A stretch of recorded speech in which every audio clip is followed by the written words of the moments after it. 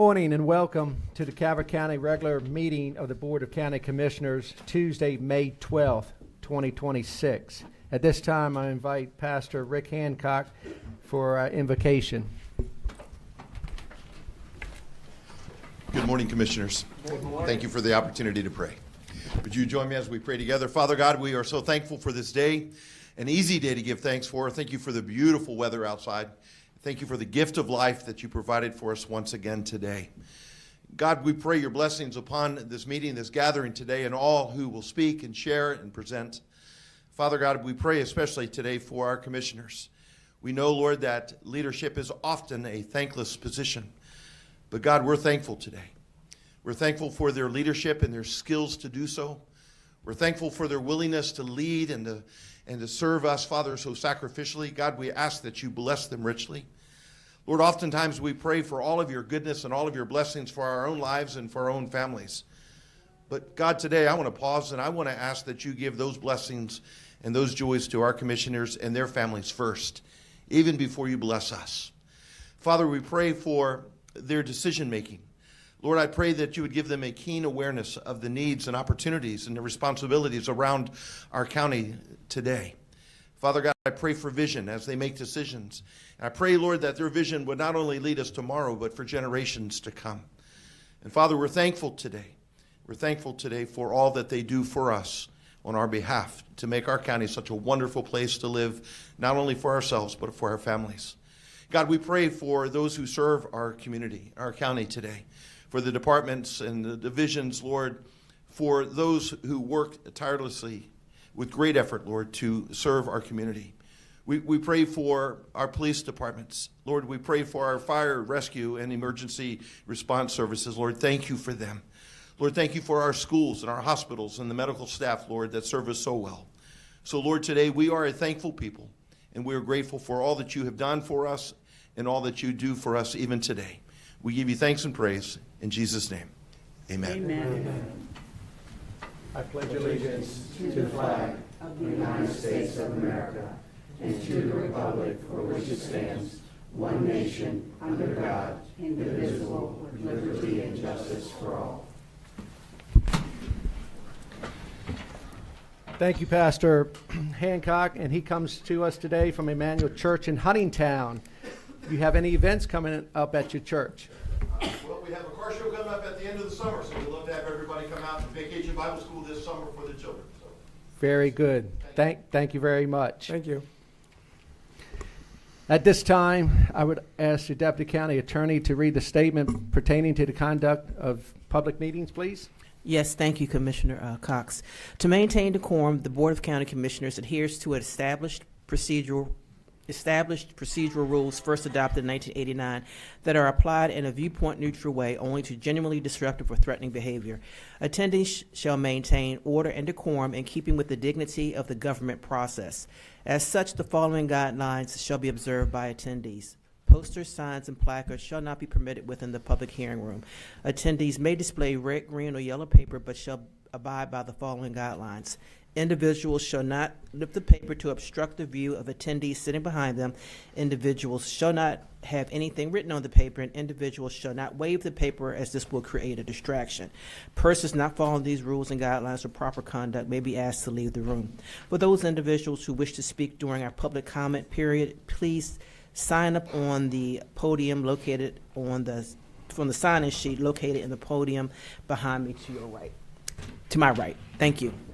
Thank you. Do we have a motion? Make a motion that we approve the agenda as presented. Second. All in favor? Aye. All opposed? So, public service announcements. The Board of County Commissioners will hold a public hearing tonight at 7 o'clock to present and receive comments on fiscal year 2027, operating and capital improvement plan.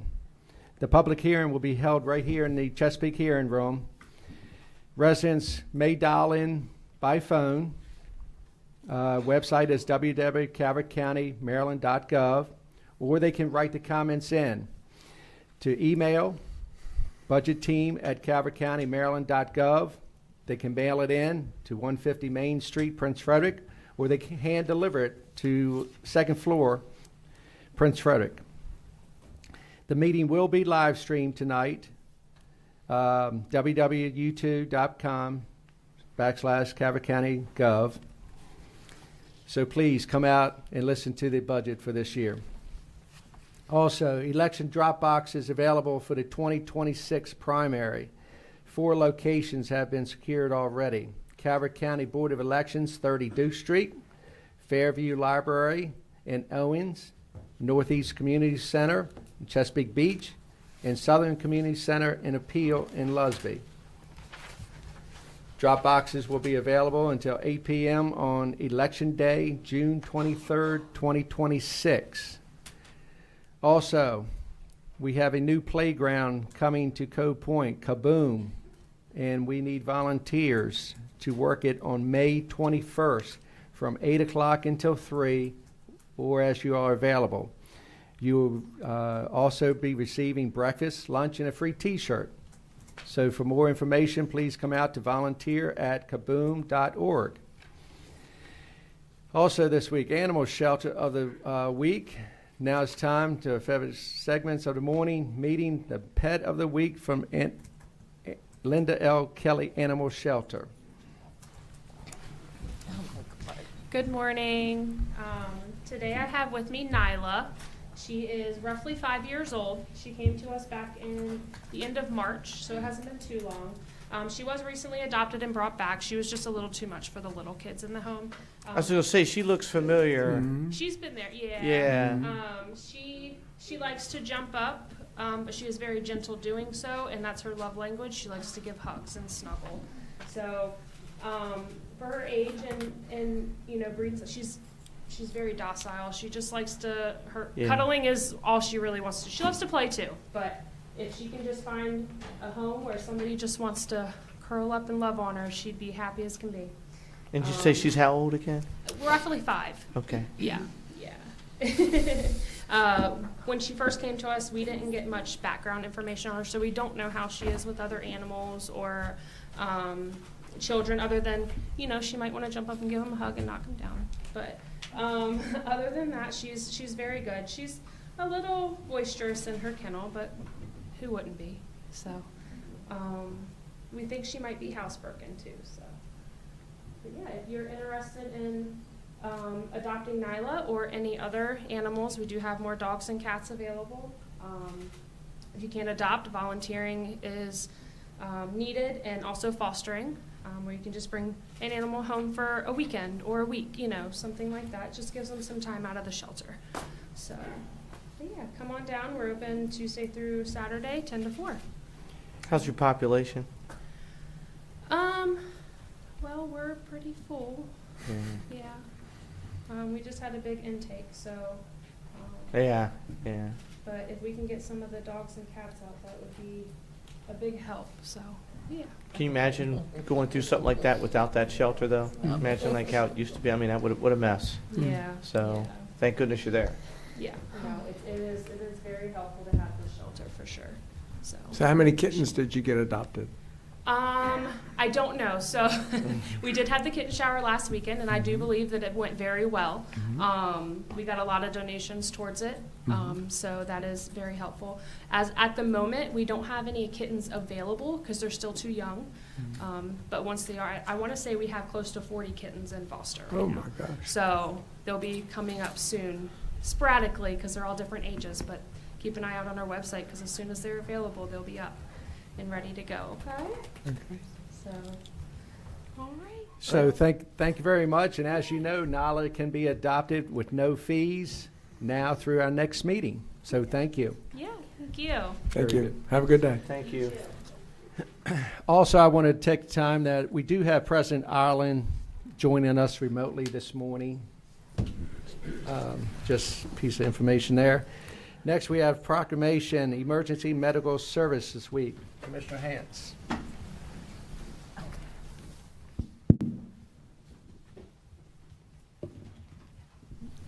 Good morning, Commissioners. My name is Jim Richardson, Chief of the Department of Public Safety's Fire Rescue EMS Division, and with me I have Heather House, the EMS Specialist for Calvert. We're here today to recognize National Emergency Medical Services Week. Recognition of National Emergency Medical Services Week began in 1974 when authorized by President Gerald Ford. It celebrates EMS professionals and the important work they do in our communities. National EMS Week brings together local communities and medical personnel to honor the dedication of those who provide the day-to-day life-saving services of medicine's front lines.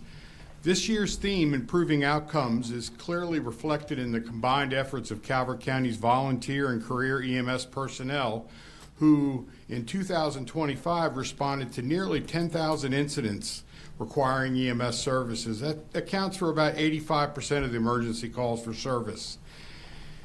In addition to today's proclamation, the Calvert County Department of Public Safety will be recognizing our volunteer and career EMS providers during the week, which is May 17th through May 23rd, with daily door prize drawings and events that will be held at Calvert Health Medical Center and also the Department of Public Safety's office. At this time, I would ask representatives from, we have numerous agencies here in the audience, if they would come forward and introduce themselves and step up front.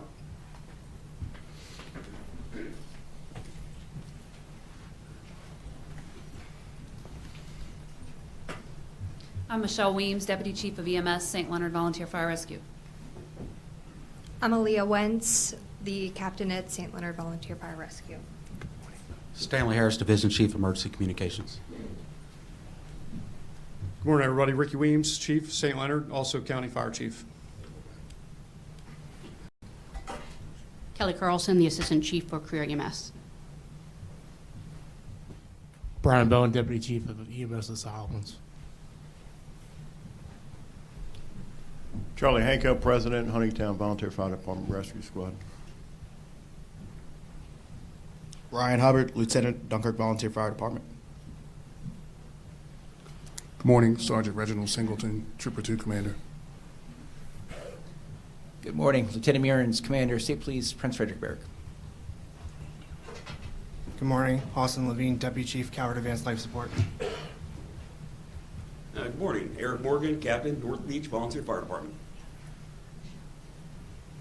Good morning, Denise Dickerson, Director of Behavioral Health, Mobile Crisis Team. Good morning, Carlos Gant, Chief of Prince Frederick Volunteer Rescue Squad. Christopher Shannon, Chief of Calvert Advanced Life Support. Good morning, Ken Miller, Division Chief of Career EMS, Calvert County Government. Good morning, Commissioners, public safety partners, and members of the community. On behalf of Calvert County Emergency Medical Service Operational Program, thank you to the Board of Calvert County Commissioners for recognizing EMS Week and honoring the dedicated men and women who serve our community through emergency medical services. EMS in Calvert County is built on a strong partnership between our volunteer and Calvert County career EMS professionals. Together, they answer a call every day and night with skill, compassion, and professionalism, often meeting people on one of the worst days of their lives. Our volunteer members continue a proud tradition of selfless community service, while our career EMS professionals provide constant readiness to ensure dependable service across the county. While they serve in different capacities, they represent one team and one mission, and that is to protect the health and safety of our community. EMS Week serves as an important reminder of the sacrifice, commitment, and teamwork that make our system successful. We are grateful for the continued support for the county leadership and proud to serve alongside such dedicated individuals that I have around me and up front. Thank you again for the proclamation and for your continued support to emergency services in Calvert County.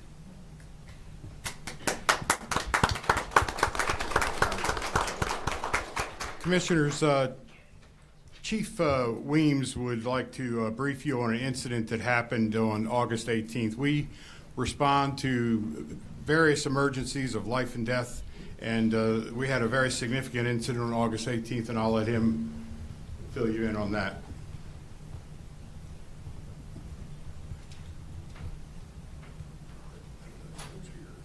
Oh, these are not my notes. So good morning again, Ricky Weems from St. Leonard. We had an incident on a fireground operation. You guys know that we run fires, EMS calls, rescue calls every day. And this particular incident was an area box. It was a house fire. It was probably the most lame of lame house fires in that it was an attic fan that the fan motor gave up, and it dropped some sparks in the ceiling, caused some insulation on fire, burned the plywood in the ceiling. Very lame fire. While that incident was going in, we had another aspect of the incident where one of our members, safety officer Mark Richmond, he was driving that day, and one of the guys told him to shut the line down. The house fire operation was done. We were packing up. We'd already scaled the incident back, and he was asked to shut the line down, and he stopped. I saw him from the command vehicle. I had Aaliyah Wenson there with me. She was my scribe that day, and he fell flat on his face. It looked like he passed out. Well, Aaliyah jumped out. We had Chris Shannon. We had Courtney Shannon, with Chris's wife, also a paramedic. We had Leanne Langley. We had a multitude of people that were right there on top of Mark. And in that incident, it turned into CPR in progress. Brian Bowen, also the Chief 3C at Solomon's, Brian announced right away CPR in progress. We announced firefighter down right away. Everything that happened in that incident, it was smooth from beginning to end. But what I saw from the command vehicle was I saw one of our people go down, something that we've not had happen. This is year 38 for me at St. Leonard. I've been there since the building has been built, and I've never seen anybody have something like that happen. Have I seen somebody fall down, trip over hose, pass out? Yep, seen it all the time. And that's what I thought happened this day. Probably the worst scenario of any incident that anybody could ever be a part of. I'm really proud to be a part of this community, to be a part of St. Leonard and Calvert County, having to get this experience and see the successful outcome of what EMS does in Calvert County. I think I could probably talk forever on that, and I know you guys have an agenda, so I'm gonna stop right here, and I'd like to get our St. Leonard people up here for the next part of this citation, and then we'll call Mark Richmond up as well. Thank you. Okay. Let's start off with All right, we're going to take care of this first, Chief. So I want to thank and welcome all of you for coming out today. We talk a lot about our career and our volunteer EMS service here in Calvert County. And up until about 5 years ago, we were all volunteer.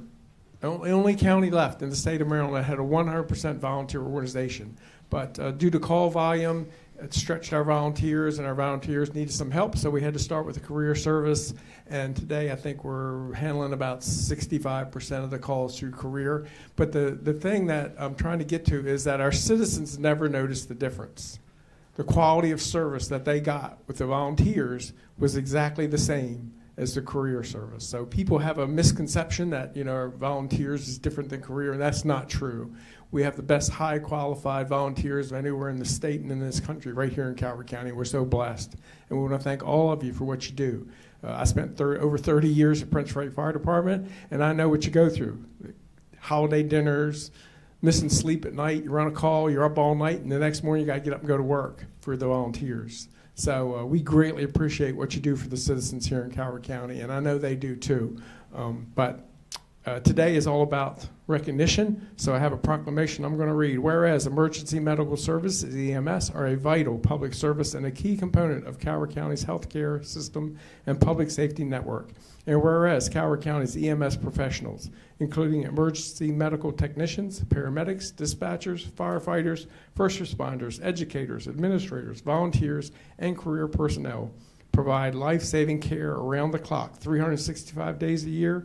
And whereas access to timely, high-quality emergency medical care improves survival and recovery for individuals experiencing sudden illness or injury, serving as the essential link between the scene of an emergency and medical facilities. And whereas the theme for EMS Week 2026 is improving outcomes together, celebrating collaboration among EMS, healthcare partners, and communities to improve patient care. The theme highlights advanced skills such as pre-hospital ultrasound and the need for improved support for EMS professionals through fair pay and mental health resources. And whereas EMS personnel undergo extensive training and continuing education, often performing their duties in difficult and dangerous situations with courage and dedication. Now therefore be it proclaimed that the Calvert County Board of County Commissioners recognizes the week of May 17th through 23rd, 2026 as Emergency Medical Services Week in Calvert County. Be it further proclaimed that the Board of County Commissioners expresses its sincere gratitude to all EMS first responders in Calvert County for their commitment to the health, safety, and well-being of the community. All citizens are encouraged to honor their service with appropriate programs, ceremonies, and activities. Given our hands and seal this 12th day of May, 2026, signed by all five. Congratulations.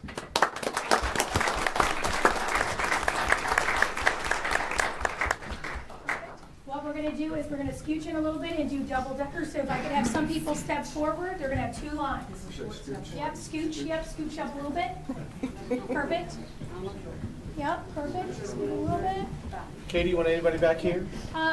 Maybe. got room. Maybe we'll take this, sir, Mr. Shannon. Everybody this way, go back up and around. Come this way, follow me. Yep, follow me. Yep. They're more EMS. Oh, yeah, that's going to be the second part. Yep, go ahead. You guys can go up and around. Yep, and go up there by Commissioner Hart. Thank you. Yep. Yep. Perfect. Hey, Mike. How you doing, sir? How you guys doing? I do. Good. Thank you.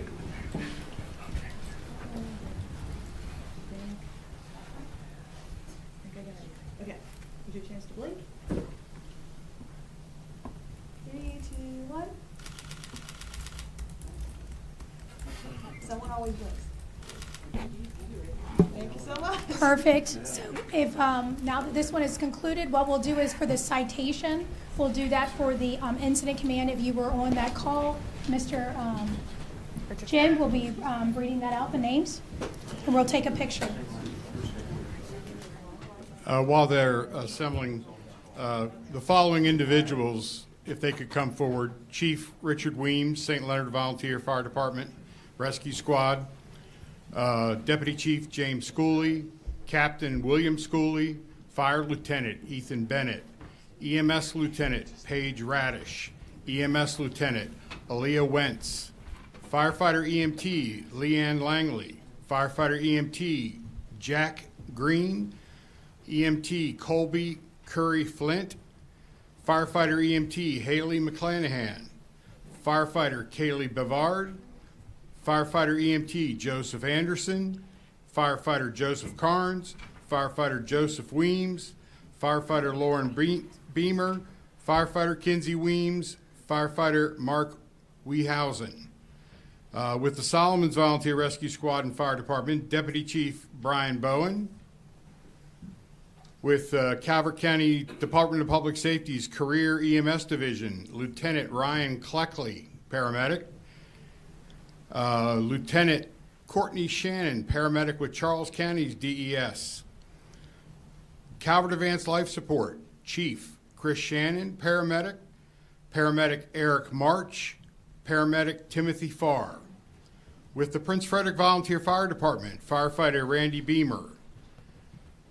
With Maryland State Police Aviation Command, First Sergeant Michael Mann, Pilot in Command Eric Tadlock, Pilot Second in Command Keaton Wright, Crew Chief TFC Andrew Hennigan, and Rescue Technician Emily Bender. While you're getting those straight, Katie, I'm going to read I'd like to just read First Sergeant Mann couldn't be here today, but in an email, he did share some comments that I'd like to share with you. He advised that he had actually been responding by ground as he was in the area and while en route to Maryland State Police Helicopter's Trooper 7 hangar for a night shift. So he actually went to the scene. He went on to say that Trooper 7 actually began its response immediately upon hearing the initial on-scene radio report of a firefighter down. First Sergeant Mann shared the following, quote, "This was one of the most organized, calm, and well-run firefighter or officer down calls I'd ever seen." Quote, "The career and volunteer personnel worked together seamlessly to provide the highest level of care." Quote, "There was no hysteria, confusion, or conflict, just a group of like-minded individuals professionals focused on a common goal. Thankfully, the efforts were successful. So we just want to take this opportunity today to recognize all of you for what you did to help mark that day. You know, in my time here, you know, it's a dangerous business that we're in. And I can think of at least 3 firemen we lost in my time just responding to calls, you know, or responding home from a call, you know, but you're still in your line of service from the time you respond to the firehouse until you get back. And it's all we talk about. It's one big happy family. You know, no matter what your differences are, you're out, different lifestyles, you all come together to serve the community. And today, that day, you served one of your own family members. And we just want to take this opportunity to thank all of you for what you did for Mark that day and for what you do for all the citizens every day and taking care of one another. Thank you.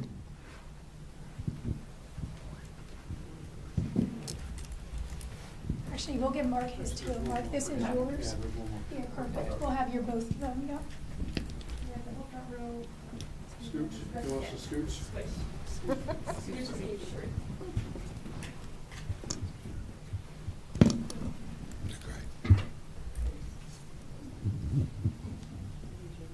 I'm sorry.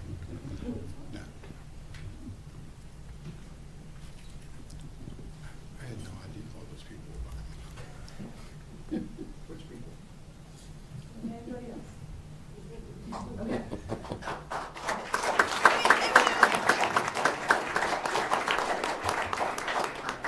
Here's your chance to blink. 3, 2, 1. Great job, everyone. Thank you.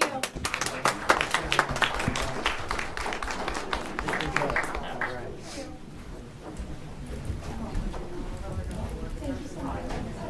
Thank you. Thank you.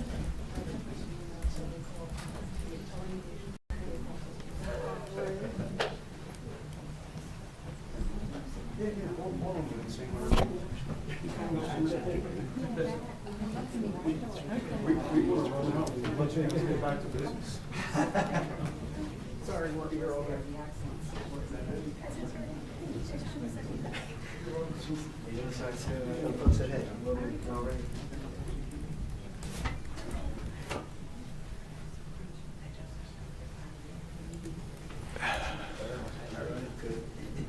Okay, now you can go. Yeah. Yeah. Thank you so much. Thank you for coming in today. Thank you. Yes, thank you.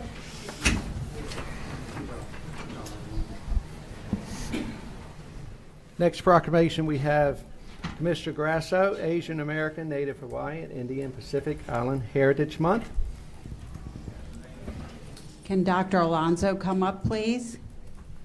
And anyone else who is with you, Dr. Alonso.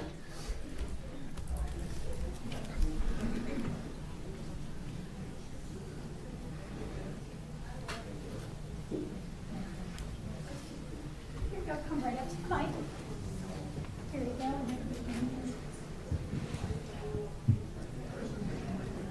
Lady. No, you can speak right into the mic. Sorry about that. You can introduce yourself and then Commissioner Grasso is going to read the proclamation. My name is Dr. Ruby Alonso. I'm here with my friends from the Philippines, Thailand, and India for the proclamation of the Asian American, Native Hawaiian, Indian, and Pacific Islander Heritage Month. I am from the Philippines. I am a retired obstetrician and gynecologist who served this county for 30 years. Thank you. You want to come on up? Joy Gates, representing of the PhilAm SOMV. Thank you. Hi, I'm Dr. Burgesh Mehta, pediatrician, working in Calvert County since 31 years. I have 2 offices. One is in Dunkirk and one is in Prince Frederick. Thank you. Thank you. I'm Parul Jani. I'm an internal medicine doctor. I work in Prince Frederick, worked at the hospital, and I am representing Gujarat, India in my dress today. Thank you.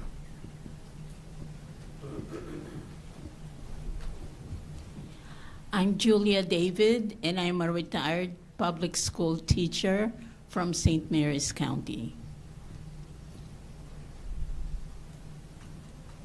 I'm Duang Silpaswan, a pediatrician and neonatologist working in Calvert County for over 40 years.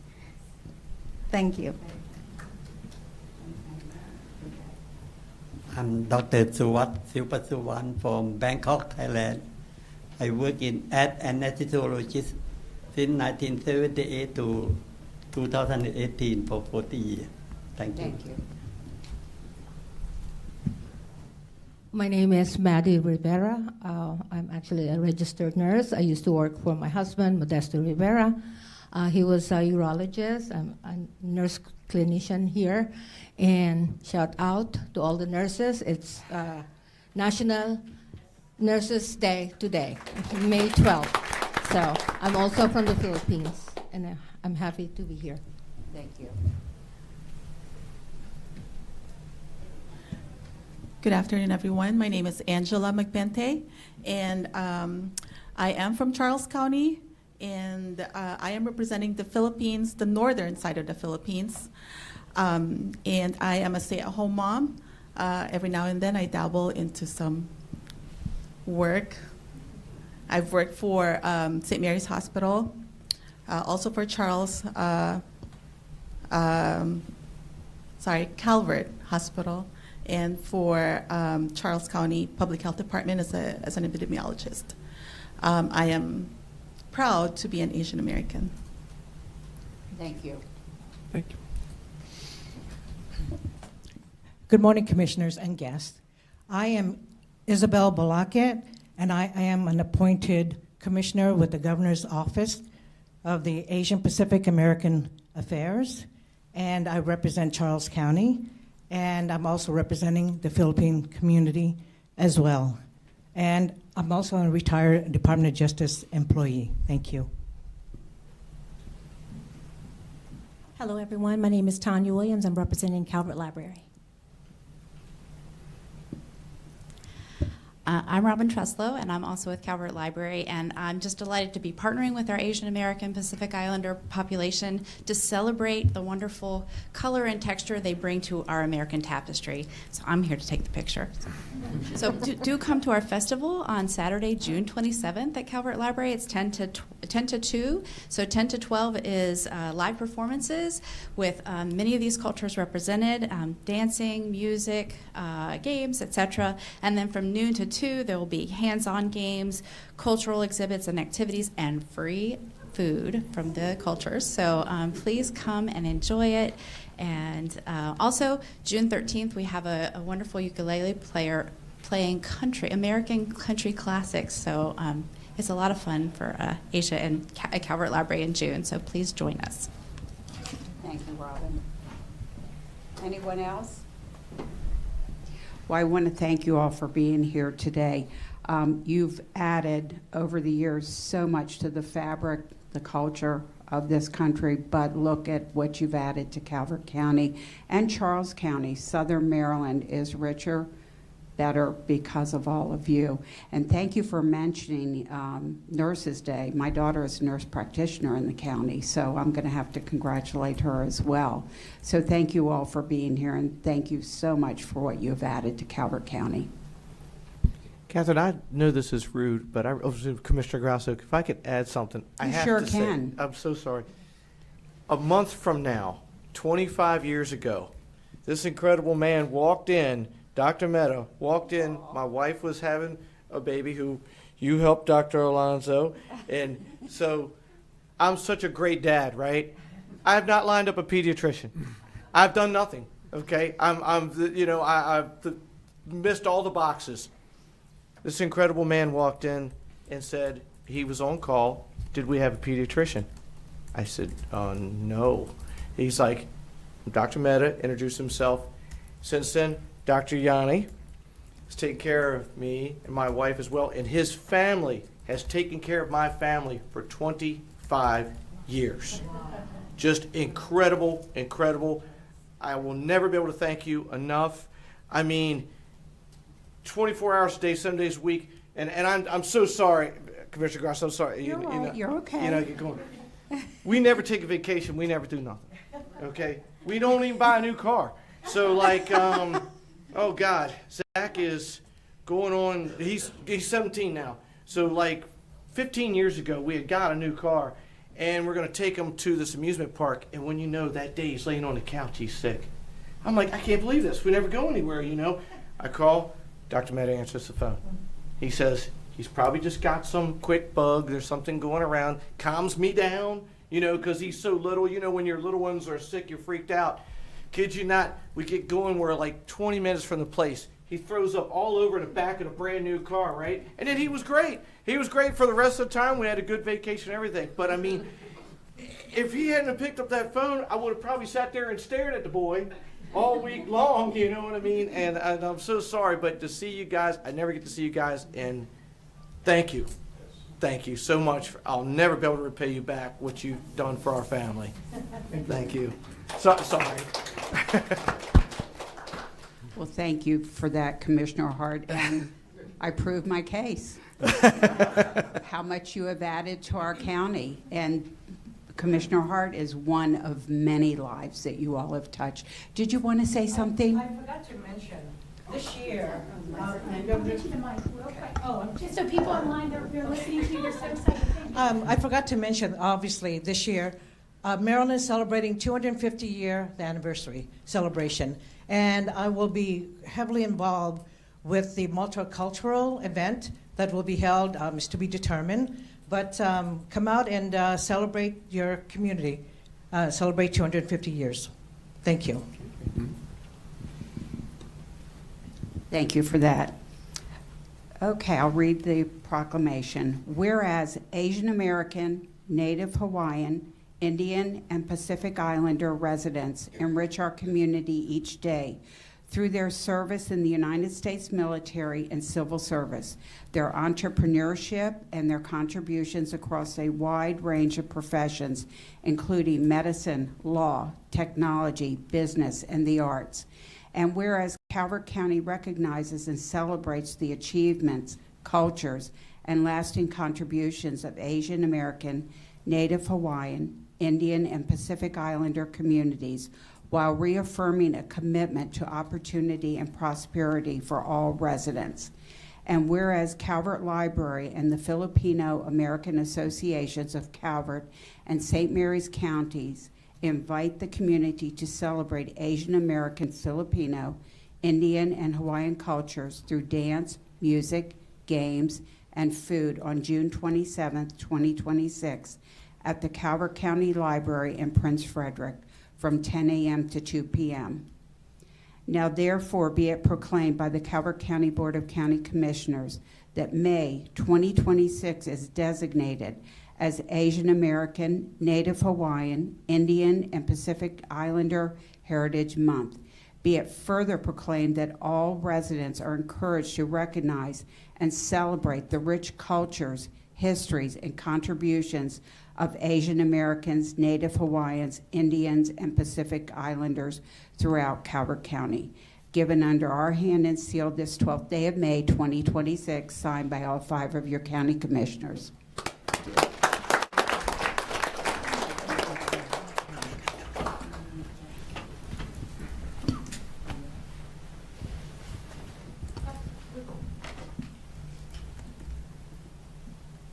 And if I may have the floor for 30 seconds. I am a American-born husband of Dr. Alonso. I'm wearing this beautiful barong, which I got in the Philippines. I just want to recognize this is the American dream right in front of us. I am so proud of everyone here and what this represents for our country.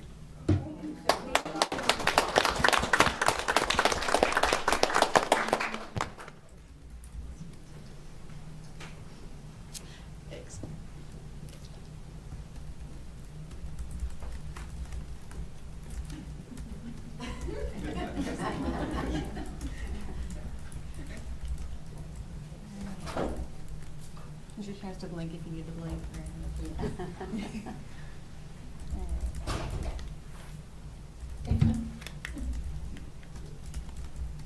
2, 1. Making sure. So much I look forward to all the lechon and chapati and all that stuff. You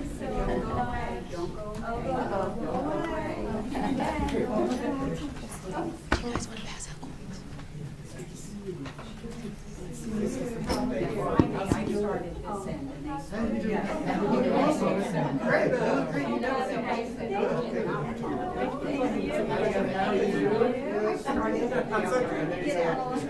It's time you see me again, you know how I'm with all that. I did. Oops, up there. I'll be on the first one. Any more? Yeah.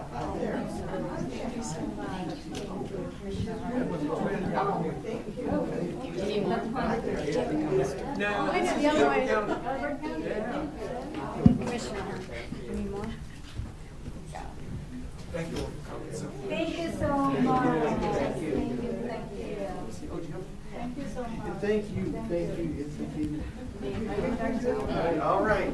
See you guys. Y'all take care. We're good? So much. All right, have a good day. Thank you Thank for you. coming in and thank you for all you do. Next, we have National Safe Boating Week. Commissioner Hart.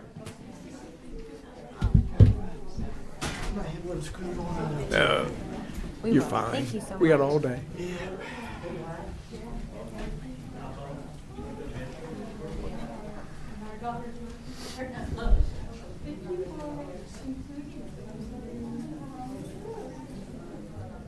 Good morning. How you doing? Good morning. I'm doing good. Good. You know why it's great seeing you again this time of year? Means summer's getting here, right? That's right. Yes. The weather might not say it, but the year calendar does. Yes. I'm here for representing the Coast Guard Auxiliary Drum Point Flotilla. We are the force multiplier for the Coast Guard. We were volunteers, but we now have earned, because of our work with the Coast Guard, we are now called force multiplier. My brain took a leap. But we work with the Coast Guard and we do our normal safe boating stuff of vessel safety checks, public education, and that kind of thing. But we also are open to other missions with the Coast Guard other than law enforcement. Recently, our members who are in professions like chaplains, there's a chaplain service that people can volunteer for. We also have people volunteering in the medical field to assist at the hospitals and dental clinics with the Coast Guard. So we're always recruiting for people in those fields. And anybody who was born after July 1st, 1972 needs to have a safe boating class. So we will be having one later on in June. So if you know people who need a boating class, please contact us. And I'm going to let Harry introduce himself. He's our member resource officer. My name's Harry Scott. I'm the Human Resources Officer for Flotilla 23-6, if anybody's interested in joining. I just want to make a comment about Connie. Connie's been in the auxiliary about 40 years, and she is the glue that holds our flotilla and the division together. She really does a lot of work in there, and she really does a great job for us. So, thank you. Thank you.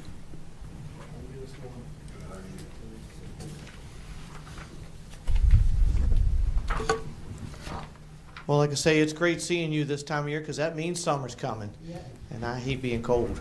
So, yes, indeed. Well, this is very important because, as you guys know, the accidents and drownings and everything from folks just not being safe, you know.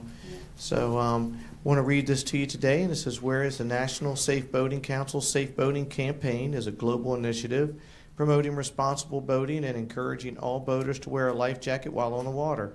And whereas boating, while an excellent source of recreation, can be risky, many lives are lost each year in the United States due to boating-related accidents, the vast majority caused by human error.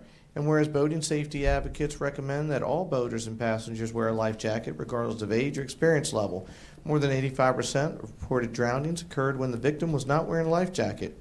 Now therefore be it proclaimed by the Calvert County Board of Commissioners along with the Coast Guard Auxiliary Flotilla 23-6 that the week of May 16, 22, 2026 be recognized as National Safe Boating Week in Calvert County to promote safe boating practices throughout the year. Be it further proclaimed that by this action we urge all citizens to wear it while boating. Given under our hands and seal this 12th of May 2026, signed by all 5 county commissioners.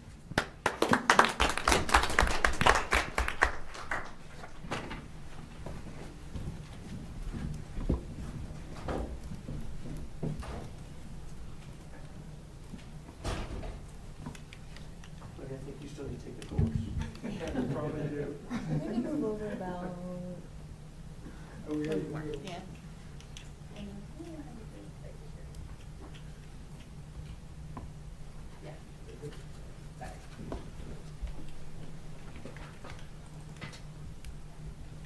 Three, two, one. Thank you so much. Thank you. Thank you. Thanks again. Good seeing you. Good seeing you. Good seeing you. That's okay.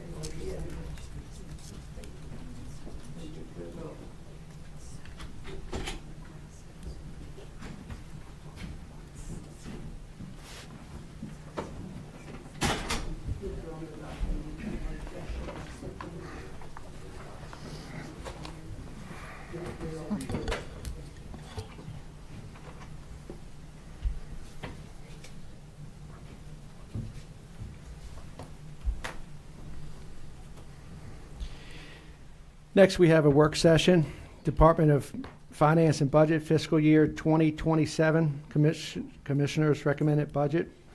We're joined by CFO Melena Brookshire and Deputy Director of Finance and Budget Mary Andes. Good morning. Good morning. Good morning. All right, Melena Brookshire, Chief Financial Officer for Calvert County. Good morning, Commissioners.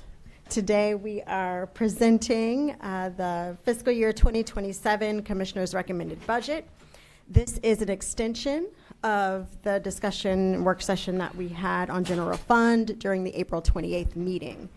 Today we request that the board provide direction on any items of relevance as we prepare for the adoption of the 2027 budget on June 9th. You do have the memo before you. We will walk through a presentation for you today. So today we will be focusing on the fund structure of the total budget. This includes enterprise funds, special revenue funds, grants, general fund transfers, and the capital improvement plan.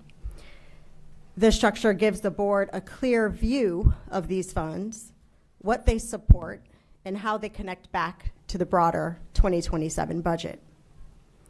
This is a balanced budget. It reflects cost of maintaining core county services, the board's policy choices, and a distinction between recurring operating needs and restricting one-time grant-supported enterprise or capital uses. This presentation is organized into 3 parts. First, we will begin with a budget overview. This includes the enterprise funds, special revenue funds, grants, and the capital improvement plan. Second, we will focus on general fund transfers, and this is important because the general fund supports several other funds and committed purposes, and those transfers help to explain how the county budget fits together. And then finally, we will walk through the funds by type. This slide shows the full balanced budget snapshot across all funds. For FY27, the total all funds budget is approximately $595.3 million, with the general fund remaining the largest component at approximately $420.5 million. This budget has been brought into balance using the best available revenue data, careful expenditure review, and final policy decisions made by the board. Some funds are restricted. Some are enterprise funds supported primarily by service charges. Some are grants, and some dollars are tied to capital projects or one-time uses. It is also important to understand that the total all funds number is not the same as the county's ongoing operating base. We also distinguish between recurring operating activity and non-operating or restricted resources as part of responsible budgeting and transparent communication with residents. This slide provides a framework for the funds we will discuss this morning. Enterprise funds are fee-supported services.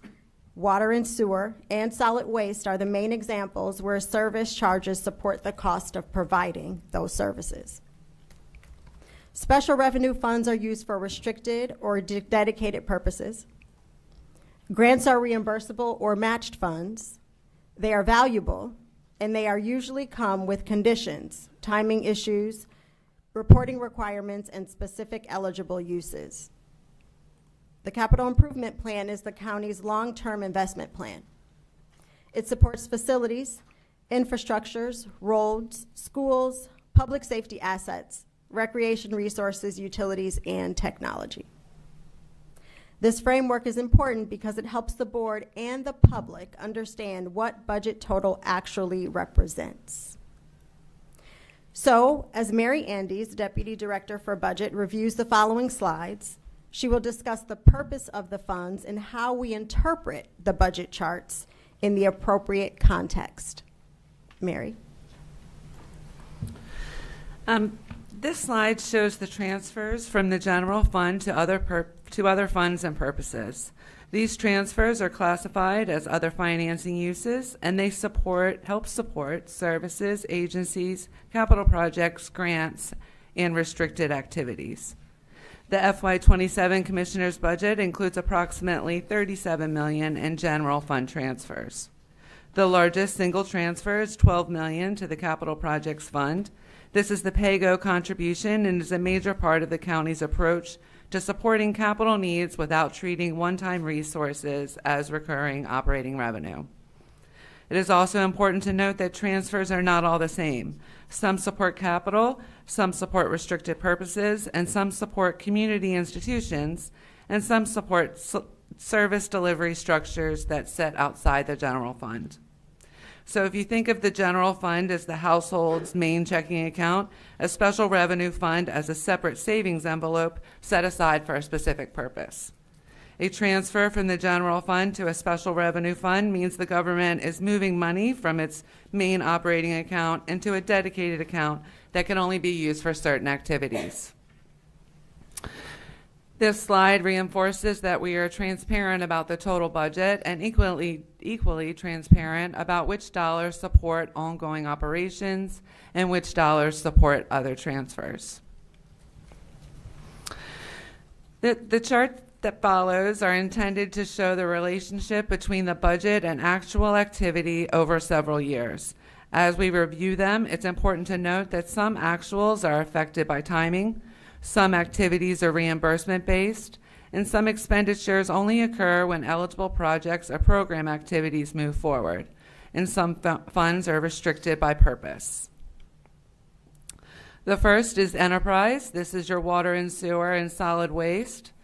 There are two distinct funds which service the community supported through rates. These rates are reviewed annually. For FY27, the Board of County Commissioners elected to keep rates flat for the community. Solid waste receives funding from the solid waste fee applied to the annual property tax bill. Solid waste receives a small general fund contribution for the post-closure cost for the Barstow site. This site was closed before solid waste became an enterprise fund. These expenditures reflect the real cost of operating service-based systems. That includes staffing, contracts, maintenance, debt service, and regulatory responsibilities. The important point is that these are not optional or purely administrative costs. They are the cost of keeping essential public systems operating safely and reliably. Economic development activity can vary significantly from year to year because some revenues are tied to dedicated programs, timing, and eligible project activity. These funds are used to support targeted economic priorities. They help the county maintain tools for business support, tourism-related activity, and economic opportunity, but they remain dedicated in purpose. 99% of the revenue for FY27 is prior year fund balance. This is an accounting change that began in FY26. The full fund balance for these funds are appropriated each year to become available for these programs. That's why there's such a large increase between FY24, FY25, and then again to FY26. So far for FY26, $200,000 has been expended for the following programs. Economic Development Revolving Loan Fund provides an alternate funding source for business expansion in Calvert. Economic Development Incentive Fund aids economic development within the county by providing assistance through loans or grants, or a combination of both, to qualified companies to establish new operations. The Tourism Incentive Fund, the increase in this fund is attributed to revised estimates. 95% of the hotel tax received by the general fund is transferred to the Tourism Incentive Fund. Only 5% remains in the general fund. Operating expenses for this fund have decreased by about $5,000.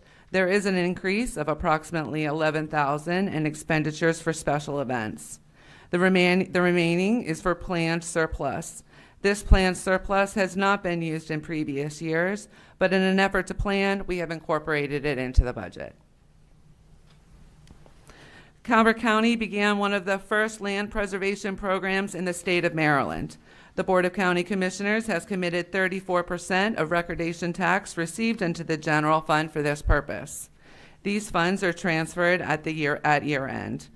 This year, it is estimated to be approximately $3 million. The large increase between FY24 and FY25 is due to a change in accounting procedure. Previously, the fund balance held in this fund was not appropriated each year. Beginning in FY25, we began appropriating the full fund balance plus the estimate of the recordation tax received. If we receive more in recordation tax, the fund receives more dollars. If we receive less, it receives less dollars. However, their fund balance is always retained. In FY24, the largest expense for the Land Preservation Fund was debt service at $1.4 million. For FY27, $12.9 million is available for capital expenditures. But again, this is just to plan. For the last 2 fiscal years, less than $300,000 has been spent overall. For FY27, we are requesting to implement a new grant fund for the AMIS program. AMIS grant dollars are state grant dollars provided to help local governments support emergency services. These funds are restricted for approved purposes such as equipment, training, emergency response improvements, but they must be tracked separately from the general operating funds. That is important because the volunteer fire departments only receive this grant if a county has maintained a maintenance of effort. This is different than the mandated maintenance of effort like the Board of Education. For FY25, the maintenance of effort was $3.5 million of county contribution. Instead, if Calvert County government meets the maintenance of effort, then the grant funds are then available for the volunteer fire departments. If we do not meet the maintenance of effort, those funds are penalized by a percentage. Our max is currently $300,000, which is distributed amongst the companies equally. A new program for FY25 was the EMS Cost Recovery Program. For FY27, we are requesting a special revenue fund to be created. Previously, this revenue was received into the general fund and disbursements were made to the volunteer fire departments.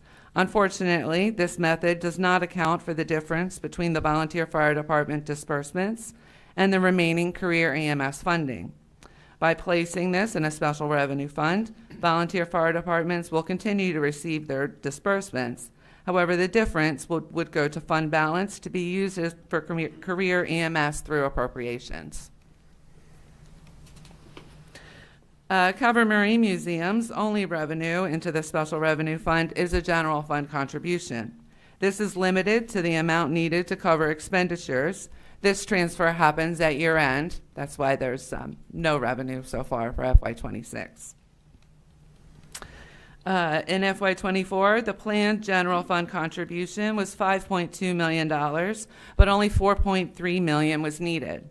In FY25, $5.2 million was planned again, but only $4.4 million was needed. For FY27, only $5.4 million is planned from the general fund. The largest increase for Calvert Marine Museum expenses are tied to salaries, utilities, and aquamarine supplies and maintenance. Calvert Marine Museum is also beginning a cost center for historic preservation of buildings. Currently, General Services manages the maintenance of buildings. However, the unique nature and age of the buildings that the Calvert Marine Museum manages requires special care. This has increased their overall budget by $85,000 for FY27, but in the long run, helps keep up with the maintenance and preservations of the buildings is considered the better plan. 80% of the library budget is a general fund transfer from the county. There is a small increase this year for the library, but they have been relatively flat funded since FY24. Expenditure increases for the library are attributed to salaries and hardback book and reference materials. Community resources there's three funds within the community resources type. The first two are opioid and cannabis funding and is limited for very specific purposes. Those funds are not retained by the general fund and are received directly into the special revenue fund. The third is Office on Aging. These funds are supplied by the community for various programs like bus trips and courses. The citizens fund these items directly, so it cannot be received into the general fund. The large increase in revenue for FY26 is due to receipts coming into the newly created fund. We only appropriate, however, what is needed. Remaining revenue falls to fund balance at the end of the year. Expenses are limited to approximately $900,000. Whoops, I missed a slide. I'm sorry. $900,000. Parks and Recreation. This fund receives revenue from Parks and Recreation fees, and the difference between their revenue and what is needed is a general fund transfer at year end. They receive their direct revenue first, and then, again, we just transfer what is needed. The fund has not received their full general fund contribution in recent years, as it is just a planned funding source. In FY24, the general fund contribution was planned at $2.8 million, but they only received $1.8 million. In FY25, $3.6 million was planned, but they only received $1.3 million. The planned amount for FY27 is less than FY24 and FY25. On the expenditure side, FY27 is flat with FY24 and $500,000 less than FY25. There is an increase over FY26 of approximately $500,000, but that is attributed to salaries, utilities, and maintenance. The Chesapeake Hills Golf Course Fund receives revenue from golf fees. The difference between their revenue and what is needed to cover expenditures is a general fund transfer at year end. In FY25, the Chesapeake Hills Golf Course did not receive a general fund contribution. Instead, they made a profit of $266,000. $166,000 of this fund balance will be used in FY27 to cover capital expenditures, the golf cart replacement program, equipment replacement, and repair. This also reduced the general fund contribution planned amount by about $213,000 under what was requested. This is also $200,000 less than what was planned. So just to clarify on the chart, yes, the revenue number is higher, but that's because they are receiving more revenue. Our general fund contribution is significantly less. The largest increase on the expenditure side is capital expenditures, as we mentioned earlier, the golf cart replacement program that they have not participated in, and equipment repair. The PEG Fund, Public Education and Government, is used to support cable television program and related communication services for public access, educational content, and government broadcasting. This was a new fund in FY26, needed to accurately account for funds and rollover, and the rollover to be available year after year. Previously, these dollars were accounted for in the capital improvement plan. The expenses for these funds are restricted to be used for the specific purposes as mentioned earlier. For grants, the general fund contribution is listed to the match. For FY26, FY26 revenue is less than expenditures as we await for reimbursements. The general fund contribution for grants has increased over $900,000 over FY26 and over $1.2 million over FY25. Again, we receive the dollars in, but there's a cost match, so it does cost the county to receive those dollars. And again, the uses for these funds are limited to each specific grant, and they are monitored individually. And finally, the capital improvement budget. Staff have provided details on the capital budget and the 6-year capital improvement plan in prior work sessions. The updated total for FY27 capital program is approximately $89.9 million. Over the 6-year capital improvement plan, education projects account for the largest portion of projected expenditures at 32%, followed by the enterprise fund at 17%. Public safety represents 15% of the projected expenditures. 26% of the capital budget's revenues come from anticipated grant revenue, and 25% of the overall grant revenue is specifically for education projects. Changes include the Commissioner's recommendation to move forward with Company 7's facility replacement in FY27, while still completing Company 3's design and adding additional apparatus replacements. Remaining bond funding from the County Administration Building is being reappropriated to complete restoration work at Cope Point Lighthouse. The new turf athletic fields project for all 4 public high schools is scheduled for FY28 based on the feedback from Calvert County Public Schools. Now back to Milena. Thank you, Mary. Commissioners, that concludes the fund overview and the fund by type walkthrough. Overall, the budget continues to reflect the core themes that we have discussed throughout this process, maintaining our core services, supporting public safety and EMS, investing in education and community assets, preserving service continuity, and using one-time or restricted resources for the purposes they are intended to support. The public hearing will be held in the evening tonight, later today, and we welcome any questions that you might have. Well, I don't have a question. I just want to say that the new processes you're putting in place are going to be so helpful moving forward in the future, because now you're breaking things out much more than was done in the past. Everything was just kind of lumped in together, and it's much easier to follow now about which programs and their funding and their actual cost. It's really, really helpful. Thank you so much for that. Thank you. Thank you. Commissioner Grasso? I wanted to say as well,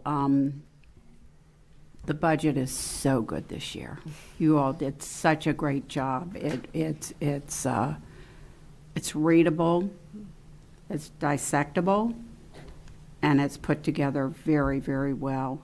And it's I think from all of us here at the CAB building and from the commissioners, we all put so much into this, and the collaborative effect has really shown through in this. So thank you all for all you've done and for working so diligently to get this into a product that I think that the public will be able to decipher much, much better than in the past. Thank you.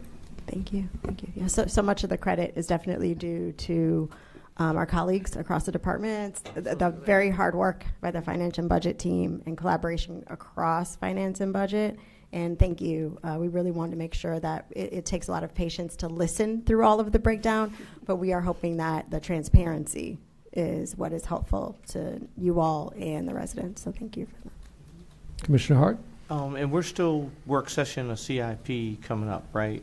Just to kind of break down with Davenport and them.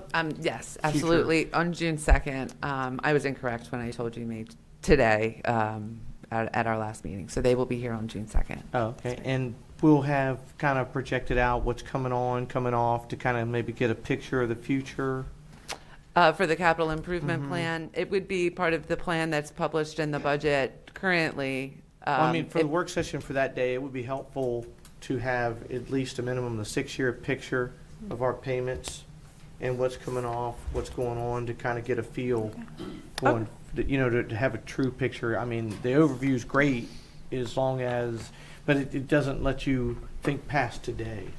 And then, are we starting to see kind of any kind of a pattern on income tax? And I know as we spoke about that before, but now that you're getting a little deeper in it, income tax and property taxes.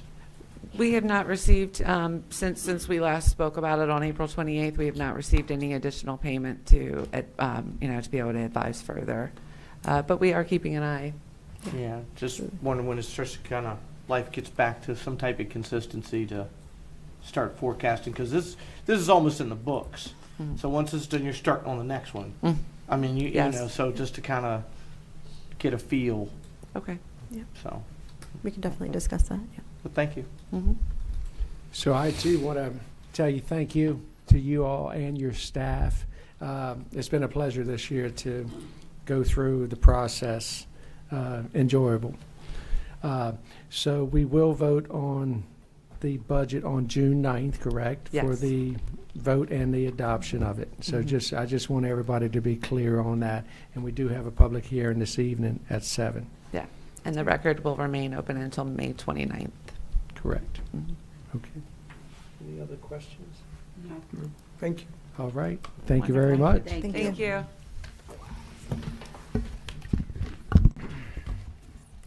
That takes us to public comment.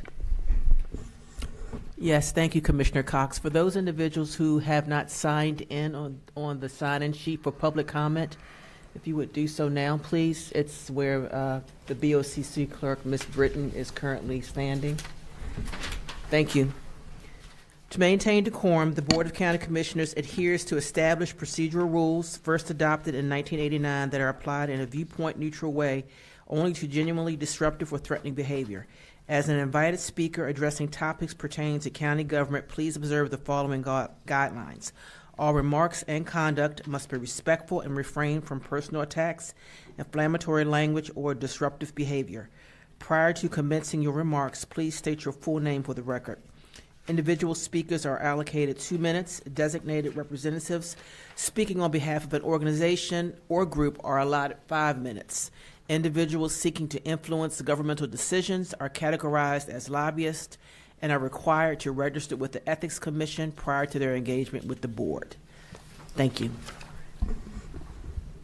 Madam Clerk. Good morning. Good morning, Bob Harvey, State's Attorney. I'll sign up in a minute. I just wanted to thank each of you for your unwavering and continued support for the public safety aspects of this budget. Adding funding for the additional school resource officers for the sheriff's office is a huge step forward, in my opinion. I've been supporting that for several years, and it's really great to see it coming into fruition. I also want to thank you for your continued support of the State's Attorney's Office. I think maybe once in the 6 years that I've been here, I didn't get all of the positions that I asked for, but generally, every year you have recognized the need for additional funding for assistant state's attorneys and other support staff in the office. So I want to thank you for that. Yesterday, we took a walk through the space for the proposed new Child Advocacy Center for Calvert County, which is currently in lease space, but the lease is running out. The county has graciously agreed to provide space for this center, which is the location where we're able to interview in private and secure environment children who have been alleged victims of abuse.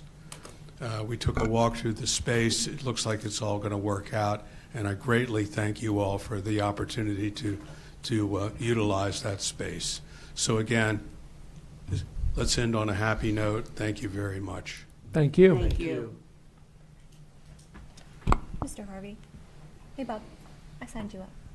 You're good. Yes, sir, you did. All right, so first speaker that we have up is Joseph Cormier speaking on behalf of himself.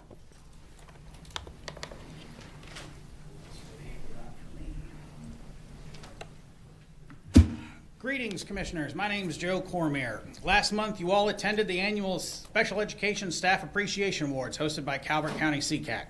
You shook hands with hundreds of more than of the 2,000 employees and contractors that serve our community every day. And you looked them in the eye and you thanked them for their contributions. And you want to sit up there in any interviews and talk about unsustainability. Well, let's talk about it.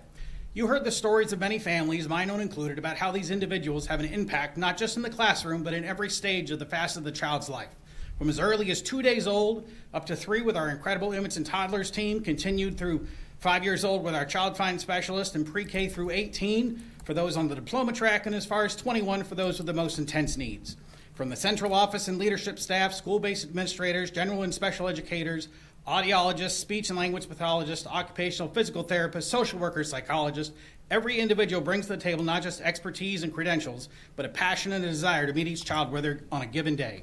My union brothers and sisters, educational support professionals, both in the classroom and everything else, from food support to building services to transportation, our warehouse drivers, IEP clerks, front office staff, 180 days of education while juggling field trips, presentations, PTA events, music, arts, athletics, calendars, inboxes that never empty, and phones that never stop ringing, with an extra 10 days for pre- and end-of-year service training. Yet every budget cycle, we're told that we aren't doing enough and we ask too much in compensation. And for 3 years, you 5 have pounded the table, demanding clear, zero-based budgets for transparency. You demanded a state conduct performance audit evaluations, yet when the results for that $300,000 audit came back, you're silent. When it was shown that CCPS is understaffed, undercompensated, and underappreciated, yet still outperforming most systems in the state with arts, athletics, and academics, the cost of living goes up for us just like it does for everybody else. The cost of construction and consumables goes up for education just like everybody else. The promise of a reasonable access to health care and retirement benefits should not be the cudgel you use to balance your budget. Thank you. Next speaker up is Patty Stuckler, speaking on behalf of herself. Patty Stuckler, candidate for Commissioner at Large. Pertaining to the 2 proposed data centers, I would like to know if the county has requested, ordered, obtained an appraisal for both properties pertaining to these projects. For the Natali project, the 133 acres, I'd like to know on behalf of all of us taxpayers who actually own this land, because it's county-owned land, that 133 acres, has an appraisal been ordered? Has it been obtained? I also would like to know the BG&E field, which is I think it's 25 or 27 acre, the ball field that's in Lusby, that would be a clear easement for the AWS project. That's very clear by looking at a map. I'd like to know if an appraisal has been ordered, scheduled, or obtained on either of these 2 properties on behalf of the taxpayers. We request this information, so I'd like that out as quickly as possible if it has been ordered. And I'd like to know if it has been ordered, if it hasn't been obtained. Either way, I'd like all information pertaining. Thank you. Thank you.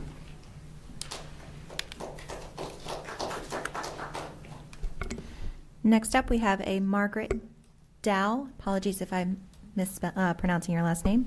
Speaking on behalf of herself.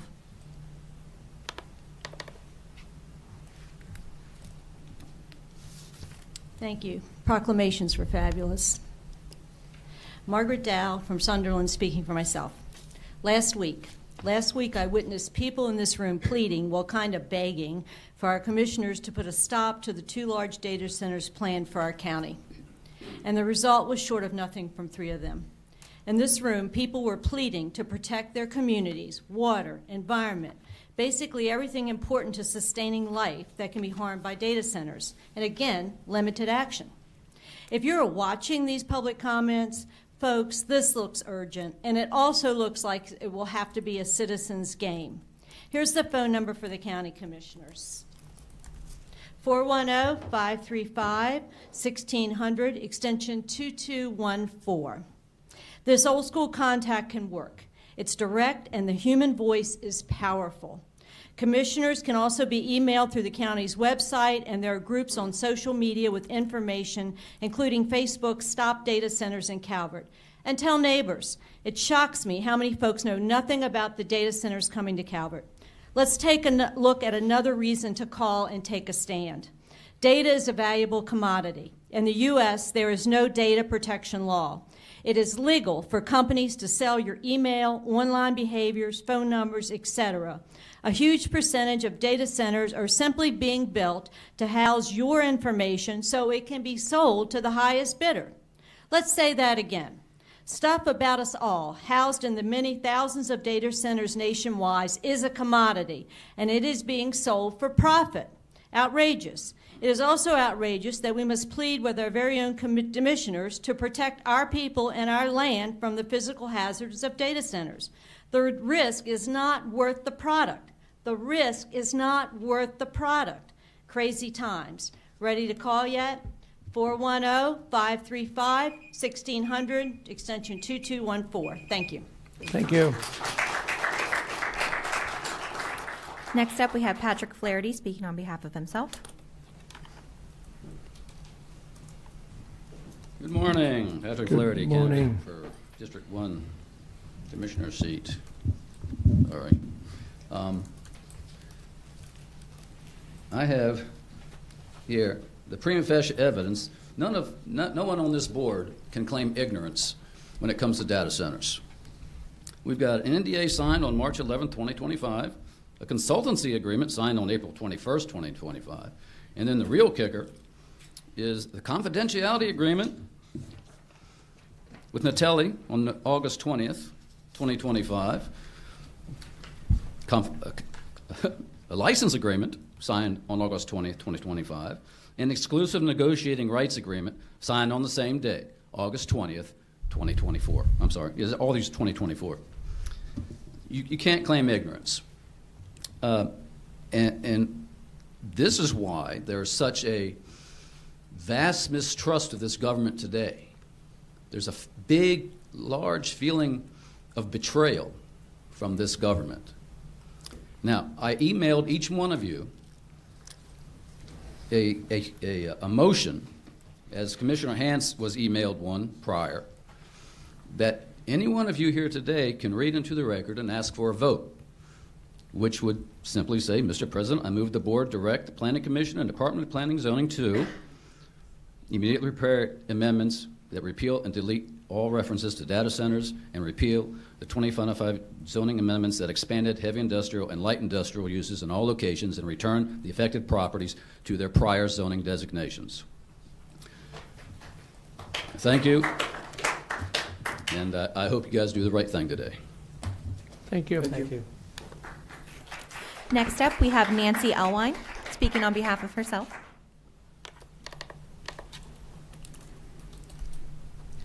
Nancy Elwine, Camp Kenoi Road.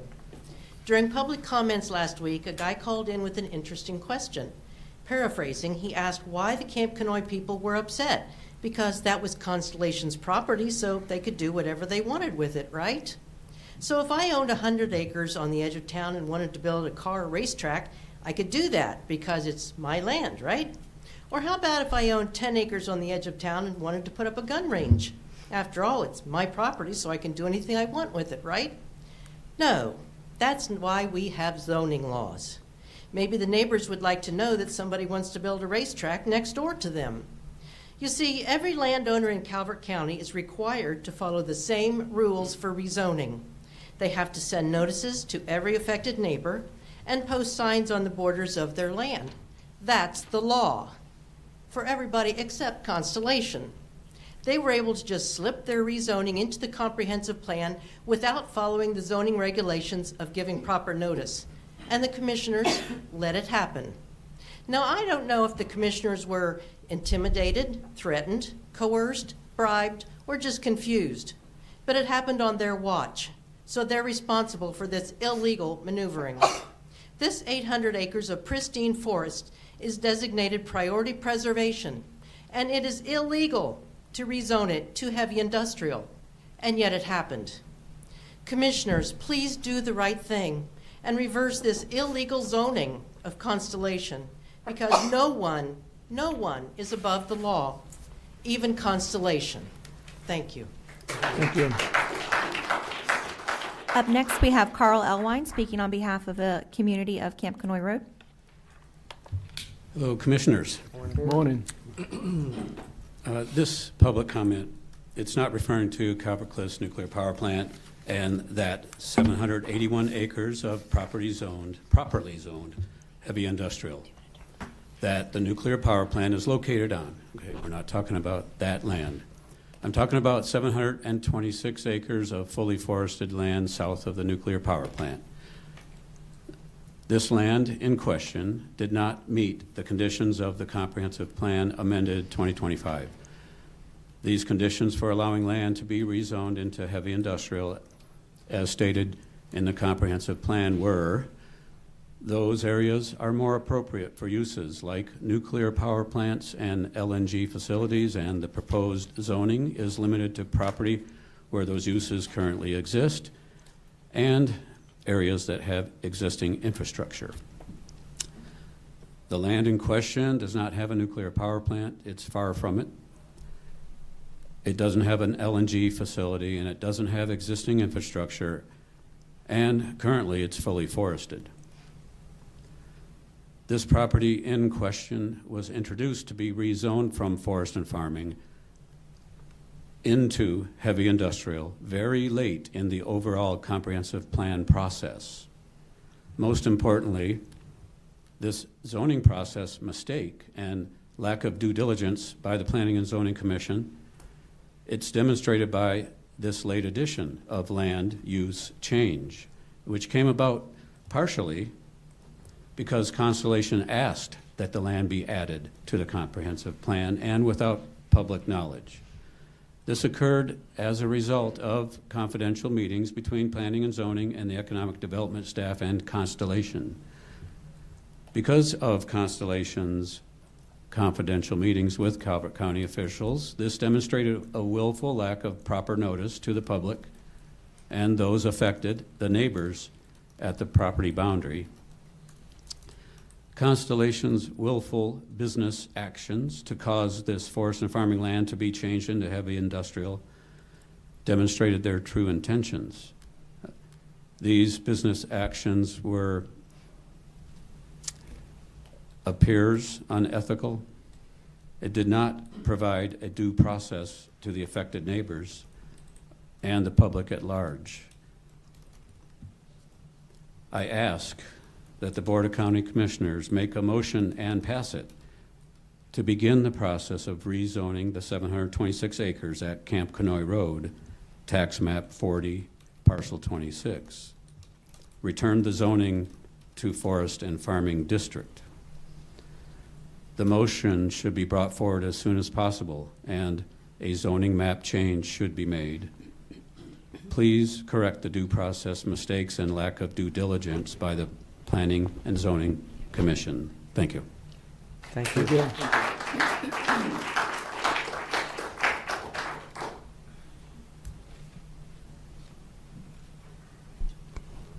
Commissioners, we have nobody signed up at this time in-house. I'm sorry, I didn't know that we had to sign in. That wasn't there last week. May I go up? Yes, sign in, please.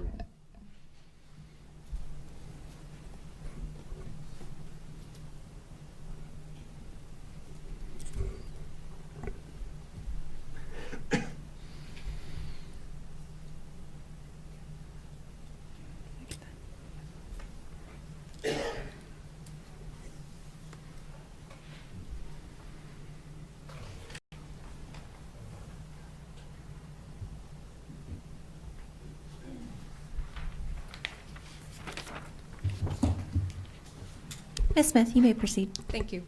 My name is Andrea Smith. I am from Chesapeake Beach, and I'm speaking on behalf of myself. I went to the Natelli info session last night, and I gotta hand it to him. I gotta give him props. He is doing a lot of the dirty work for you all, and that's impressive. It really is. However, something that is very apparent is that these info sessions have not gone anywhere further north than Prince Frederick. And unfortunately for us up in the north end of the county, many people are still unaware of what's happening and what has happened. So this project continues to move forward without the knowledge of the people in the north end of the county. Now, the people south of here are going to be much more heavily impacted. That's for sure.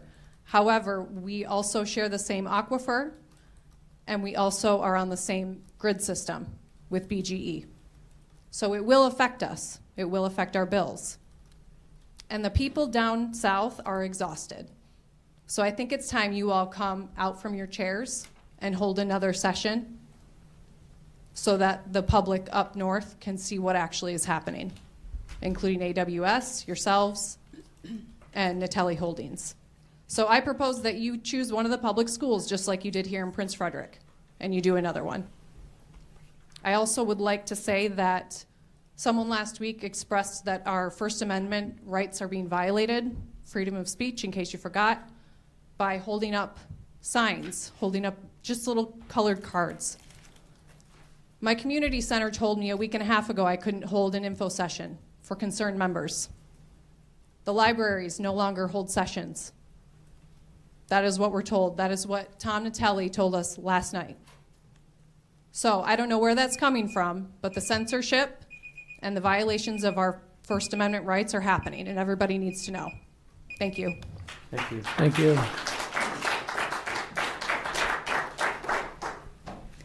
Nobody else online, Katie? We do have several speakers online. I will Okay. go ahead and ask Dawson and or Brody to take it away.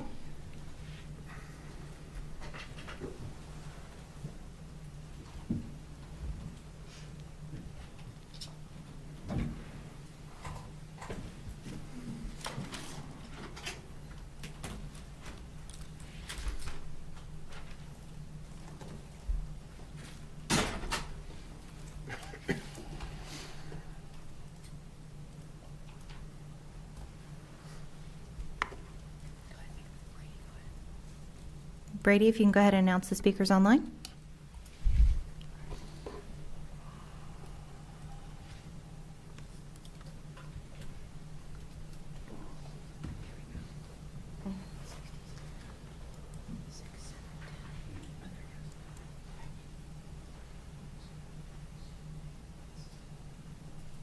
I see he's trying to talk. Brady, we can't hear you. I'll go ahead and I'll take it away. So caller ending in 6710, you may go ahead and unmute your mic by pressing *6.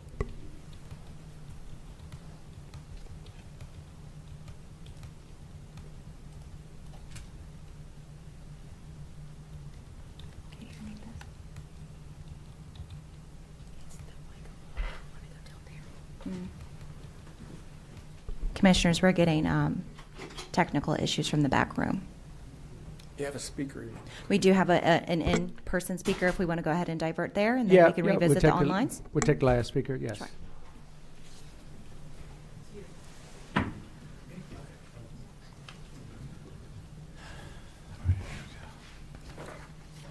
Mr. Dixon, you can go ahead and speak on behalf of yourself. Okay. My name is Jeff Dixon. Good morning, Commissioners. Morning. Morning. When quality of life is under attack, what do? We stand up and fight back. Why are you so against a 2-year moratorium or any moratorium about data centers?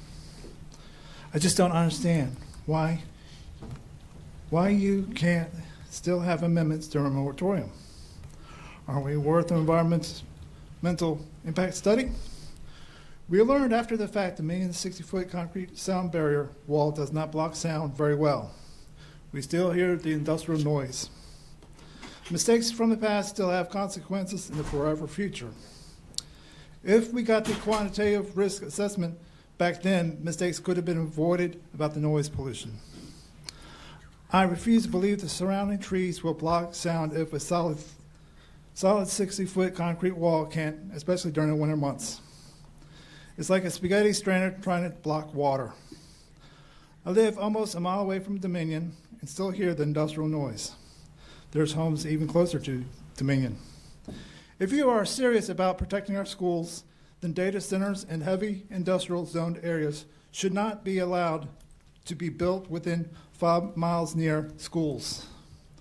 NASA already has a similar protections for heavy industrial zoned areas. We already have 5 schools inside that area. They say children are the future. Don't they deserve the same clean air to breathe? Don't they deserve the same peaceful environment to study and learn? Don't they deserve the same quality of life? You lived growing up here. Oh, dang. Oh, shoot. Never mind, forget it. Thank you.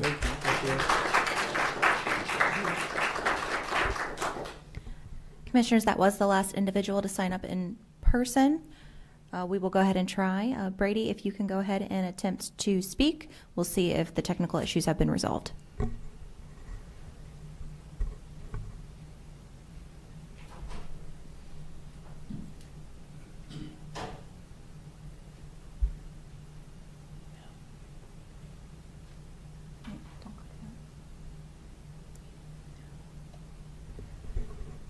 Commissioner, it appears that we are still having technical issues.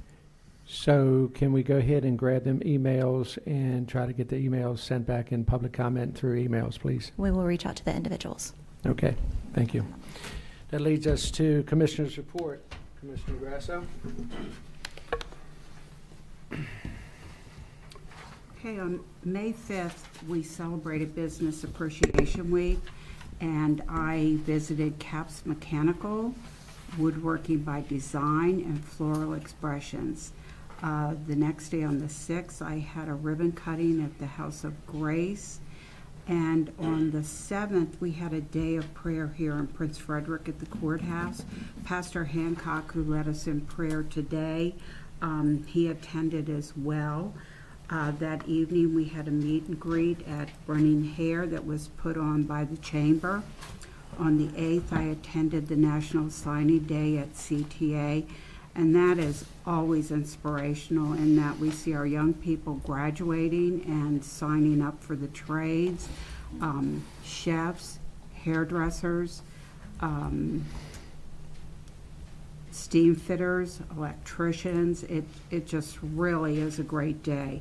That evening, I attended an event put on by Hospice of the Chesapeake called Boots and Bling. Also, this weekend I went to Appeal Landfill and had not been there before. It's in the South. And I just want to comment on how helpful they were, how nice they were to deal with. I called beforehand. Everything was handled very professionally by our staff at Appeal Landfill. Also, I'd like for you to keep in your prayers Wanda Hartley. Her funeral mass was yesterday. About 3 weeks ago, she was in an accident on Route 2 and lost her life, and leaves 3 children and an assortment of grandchildren and a husband behind. Thank you. Thank you. Commissioner Hance. So last Tuesday was Business Appreciation Week, and we did do tours. On Tuesday, I visited Shore Bank and TNT Gym in Prince Frederick, and then went down to Bug-Eye Grill, who has started up a coffee business. So the owner there is now producing coffee and shipping out. It was a great tour organized. I want to thank Economic Development for organizing our tour stops. We had a great day. On Wednesday night, they had a business appreciation event at Foster's Grill here in Prince Frederick, and another new business that's doing very well here in Calvert County. On Thursday night, I attended the Girl Scout ceremony at Trinity Church, where they recognized all the Girl Scouts in the county that are moving up to the next level. And that night, we had 20 girls there that received their Gold Award, which is the highest award you can receive in Girl Scouting. And then on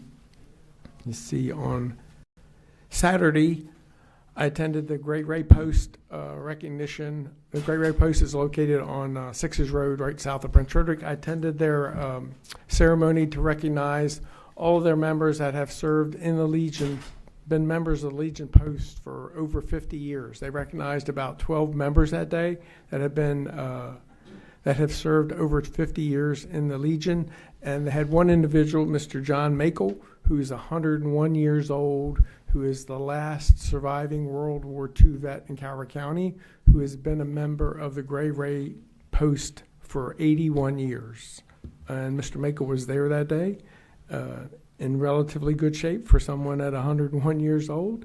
And so that was a good event. And then on Sunday, I attended, and Friday night, I attended Boots and Bling, as Commissioner Grasso mentioned. That's a hospice fundraiser. This was the second year for that event. Last year was their first year. They had about 150 people there. This year they had 250 people there. And I think they said they raised about $38,000 in the little donation ceremony that they have there, where people make donations through a paddle, not counting the money they raised, just through ticket sales and other things that they did that night. So it was a very successful night. And also they talked about that night, the hospice pig. If you're not familiar, Commissioner Ireland's son started about 10 years ago where they raised a pig and sold it at the Calvert County Fair, and all the money goes to hospice. And I think the first year the pig generated about $7,000, and last year I think it generated about $27,000. And they said since that they started that, it has generated over $150,000 in money for the hospice of Calvert. So I want to recognize Commissioner Allen's boys for starting that. On Sunday, I attended a Girl Scout ceremony for just one young lady up at the American Legion post in Chesapeake Beach. Her name is Elizabeth Bailu, and she received her gold also that day. And her mother is the scout leader there, and just talked about what a great thing it is for those people that volunteer to give of their time and talents in the scouting, whether it's boys or girls, to help all those young people achieve that level of service. Because history shows that those kids, that when they receive those Eagle and Gold awards, shows that in their life they become very successful people and great citizens for this county and this country. So can't say enough about scouting here in Calvert County. And just the last thing I want to say is people, we certainly hear about all your concerns. If you look at the text amendments we have working through planning and zoning, they address all those concerns that you have. We banned the use of aquifers for water. There's no impact to the aquifers. They have to meet sound levels, all those things that you're asking for in those text amendments. And last week we made a motion that no data center can get a building permit unless they adhere to all those conditions that are set forth. So we are listening, but right now we have a project that's applied, but they've not paid their fees, so there's no movement on that application.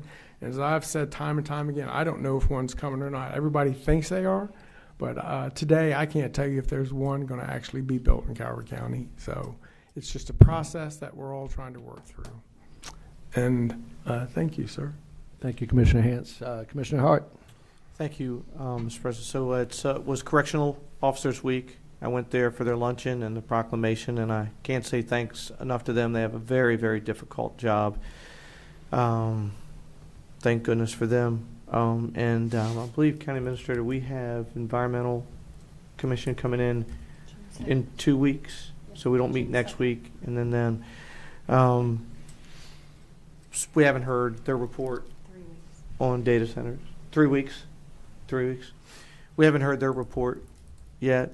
We haven't seen what's come back from the Planning Commission yet. I would imagine both of them would say that the setbacks need to be greatly increased, which would change the complexion of any plan that's in there. Without knowing what the Environmental Commission is going to say and what the detail of the Planning Commission is going to say, I know we haven't seen that permit yet, but if I was in Vegas betting, I would be shocked if we don't have it paid for this week. So I can't imagine that they've gone this far without the intentions of keep going. But I think the prudent thing to do is, being that, as discussed last week, they said that, well, without having any application or anything like that, we wouldn't know what rules to put in place or regulations. So since that, I'm betting, is going to be here, and then you say in 3 weeks we will have the Environmental Commission. By that time we should have the start from the Planning Commission on the text amendments, I think a minimum of a 6-month moratorium should be on the option for us. Because if they come in and they say these setbacks need to be further, we need further studies, and it's going to take more, I think we need, from the get-go, it's been 2 years, I think, to properly go through it, but I think a minimum of even 6 months to get all of this information and to give the Planning Commission us time to put the proper things in place. I think even we discussed last week, September, the state of Maryland will have. So we don't even have what Maryland's going to say. And then also, too, the etiquette was always, all my time here in the past was, you didn't make decisions that the next board had to deal with. You did everything you could to mitigate that they had a clean slate. Doesn't seem fair to me that the next board may have to. I had to deal with a couple things when I came on. You know, Dominion had been voted on, passed, but the construction hadn't started. And I had to deal with that, and it was a nightmare because you're walking in to something you have no say over. It's been done. You're walking into conditions that you can't control, and there were other studies that could have been performed, which have made it a much more livable project than what it has became. So not to repeat the sins of the past or mistakes of the past. I think to make a motion, and County Attorney, I'll make a motion. I know you've corrected me many weeks. It's just make a motion for a public hearing to explore the parameters of a moratorium, if that's appeasable.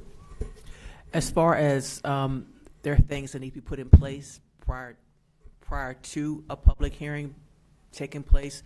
So is your motion requesting that the steps move forward to a public hearing? Yes, ma'am. For a minimum of a 6-month moratorium, but even the option to take it further, I would like to put in place where everything's back on the table, because I think we need that. I think we need that tool in the toolbox for when all these reports start coming back to give us something to work with, and because I just find it hard to believe that they're going to be able to stuff all that in there and still satisfy all these environmental concerns. I just think the responsible thing to do is to have a way to, and that zoning is a legitimate question.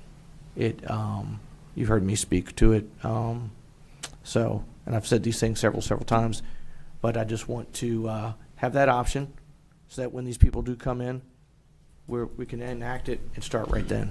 So that's my motion. Second. So we do have a motion on the floor. We do have a second. Is there any discussion on that motion? And we do have Commissioner Ireland remotely. Commissioner Ireland, do you have anything to add discussion to that motion?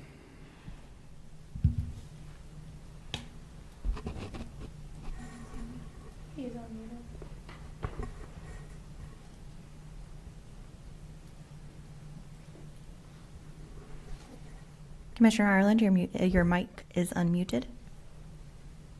I have no comment on the motion. Any other discussion? So, Commissioner Hart, we talked about it last week. You know, there's no time limit on the motion we made last week. So, and we talked last week. It's going to take more than 6 months to work through those text amendments. But I think you're going to put at least my mind at ease, and I think the public at ease to know that, because they just still don't trust the process, and I don't blame them. I mean, so I just think it's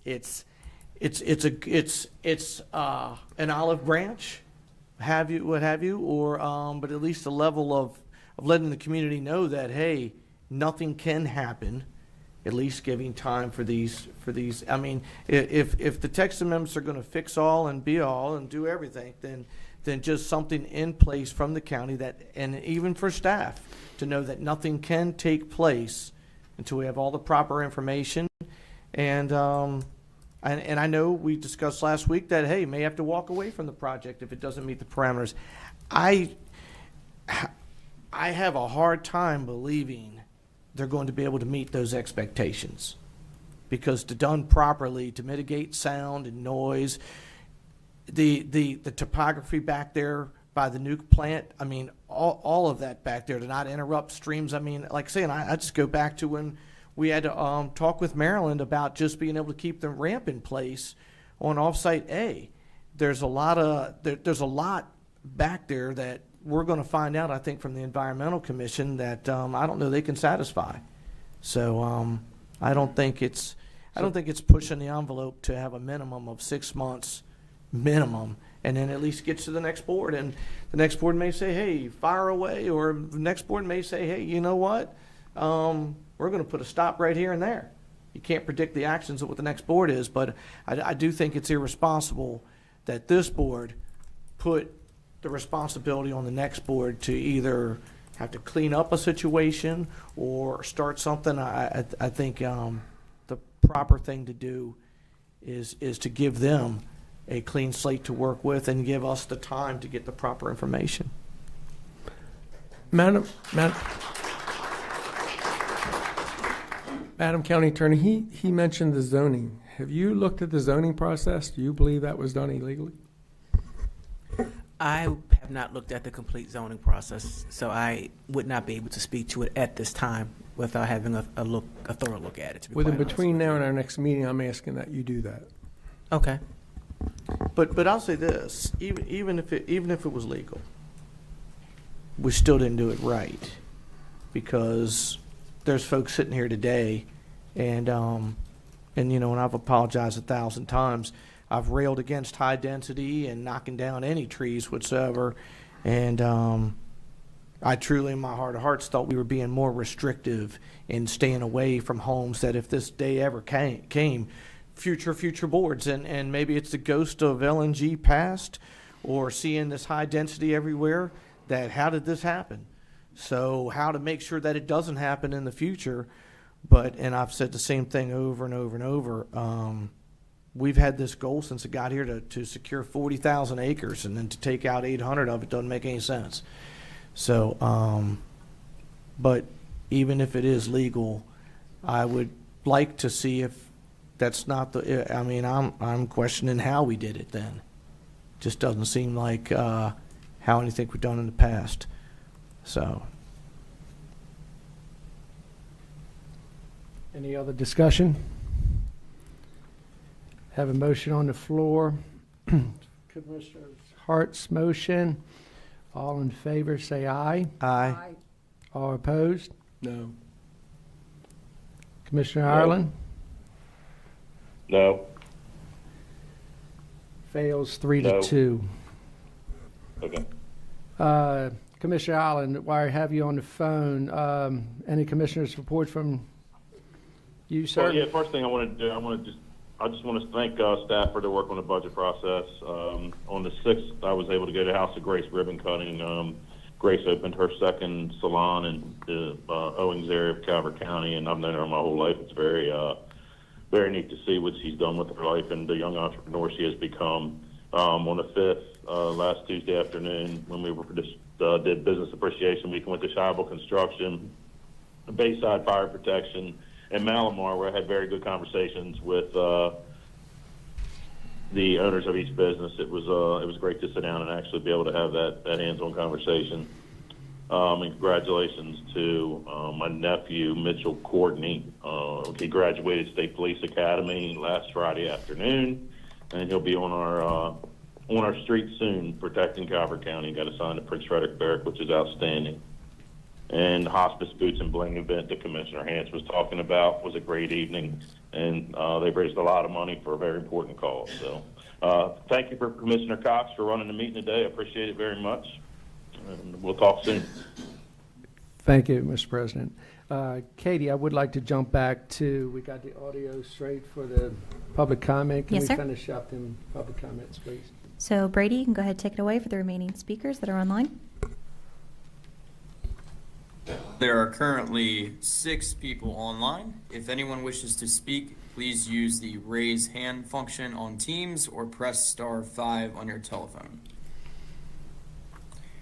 Caller ending in 7771, We are ready to receive your comments. Please state your name and address and whether you will be speaking as an individual or as a designated representative of a group. Please press star 6 to unmute your phone or press the unmute button in Teams.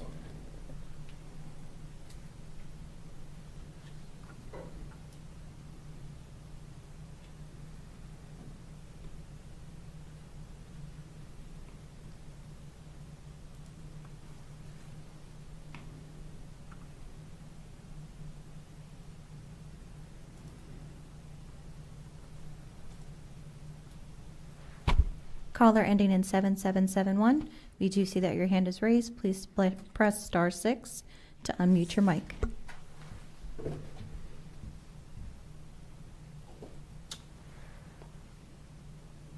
Hi there. Okay, that took quite a while to get unmuted. Please don't start my clock until I am finished introducing myself.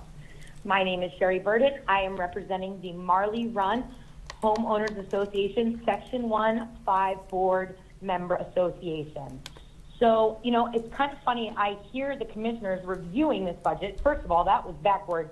You wrapped up the motions, but somehow we had Commissioner Ireland able to call in and be present for that discussion, but nobody heard what the callers online had to say. So I'd like to say this, knowing that I have 5 minutes and that I was paying attention to the budget presentation.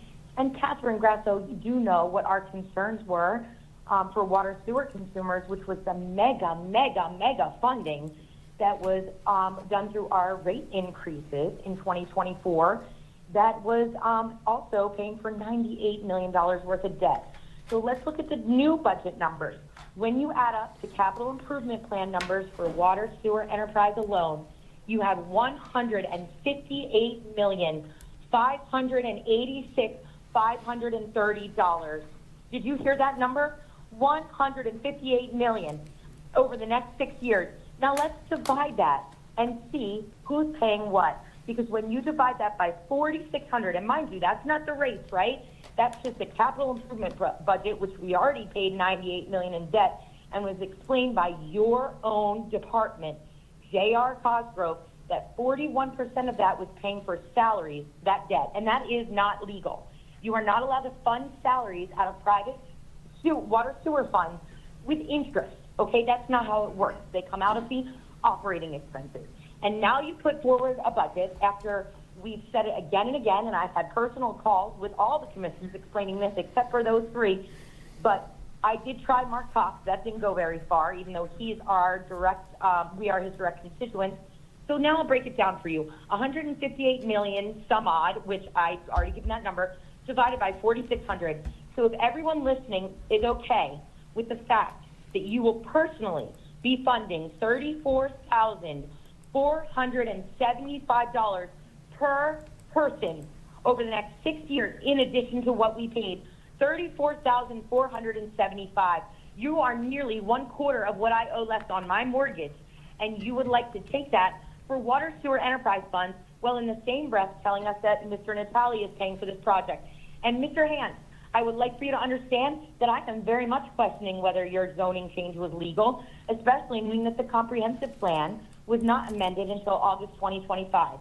So you started the zoning changes in May 2023, okay? And then that progressed to August 2025, amendment to our comprehensive plan, where we should have a fair public process to even know about it. But this isn't a fair public process, what you're doing. So I'm just going to read this to the attorney who sits there and gives you guys that advice. Section 4.13, authority to execute. This is from your ENRA agreement that we had defined. You didn't even tell us this existed. The undersigned represents and warrants that they are each duly authorized to execute this ENRA on behalf of the respective party and to take the actions necessary to perform hereunder without the need to seek further authorization from the entity each represents. And who signed it? Mr. Natali and Buddy Hans alone. Now, I also want everyone to hear Section 2.2, development entities.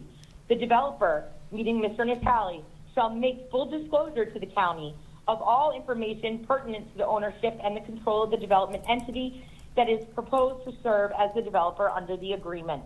So it doesn't sound to me, buddy, I know that was your question, was it legal? It doesn't sound to me like you could have possibly been authorized to negotiate on our behalf on a matter that we knew nothing about.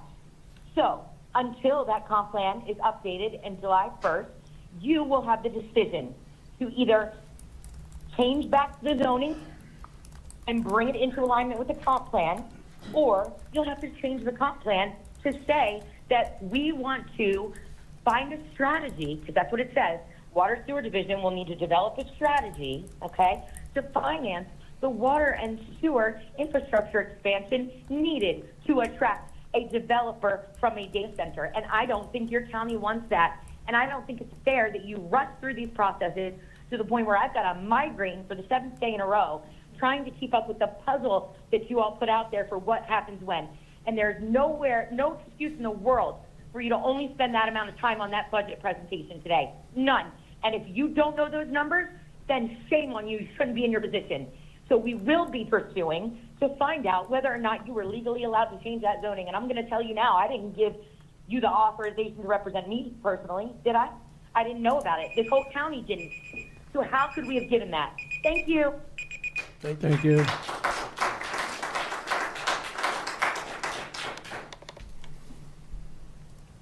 Caller ending in 6710, we are ready to receive your comment. Please state your name and address and whether you will be speaking as an individual or as a designated representative of a group.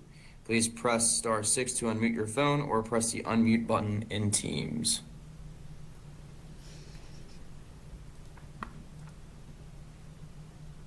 Hello, can I be heard? Yes. Excellent, thank you. My name is Megan Farringer. I am from Lusby. I'm speaking independently as well. Good afternoon, Commissioners. Over the past few months, public comment has opened the door for members of the community to speak up about the continued disapproval of data centers because we're outraged, and we need you to stand up for us and not big tech. You've been told publicly and likely personally that the current board as it sits is over, that this data center incident is your swan song.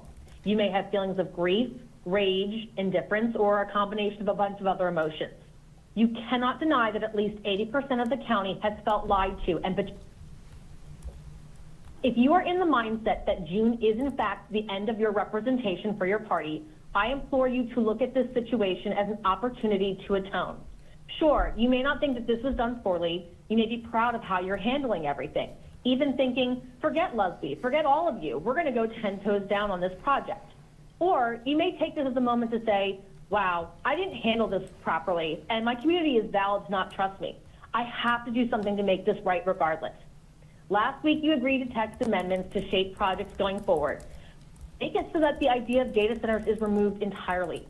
Trust our ecotourism that we are so proud of, and explore more eco-positive ways that we can support revenue in our beautiful county.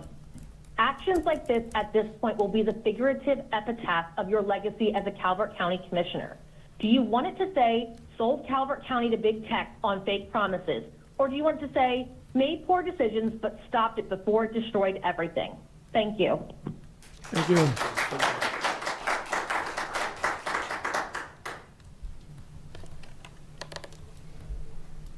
Caller ending in 2953, we are ready to receive your comments. Please state your name and address and whether you will be speaking as an individual or as a designated representative of a group. Please press *6 to unmute yourself or press the unmute button in Teams.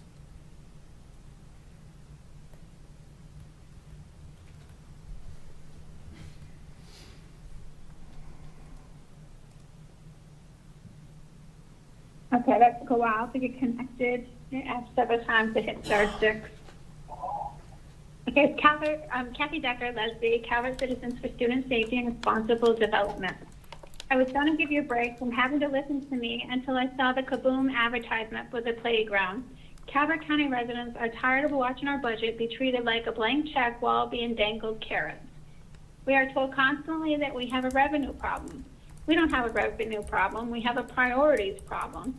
We've watched this government prioritize a $35 million state-of-the-art admin building in the midst of record high inflation and economic uncertainty. Build yourself a palace while our residents are struggling to pay for groceries. And the bloat doesn't stop with the buildings. It's in the offices too. Look at the management bloat. We just saw the creation of the chief of staff position. Why? We already pay for the county administrator and 5 commissioners. We are being top heavy where the admin elite get padded pockets while our frontline workers, the police officers and first responders who actually keep us safe, are told to tighten their belts. It needs to stop. We need to invest in the street and not the office. For too long, Calvert has operated on the good old boy system where high-level positions are filled behind closed doors.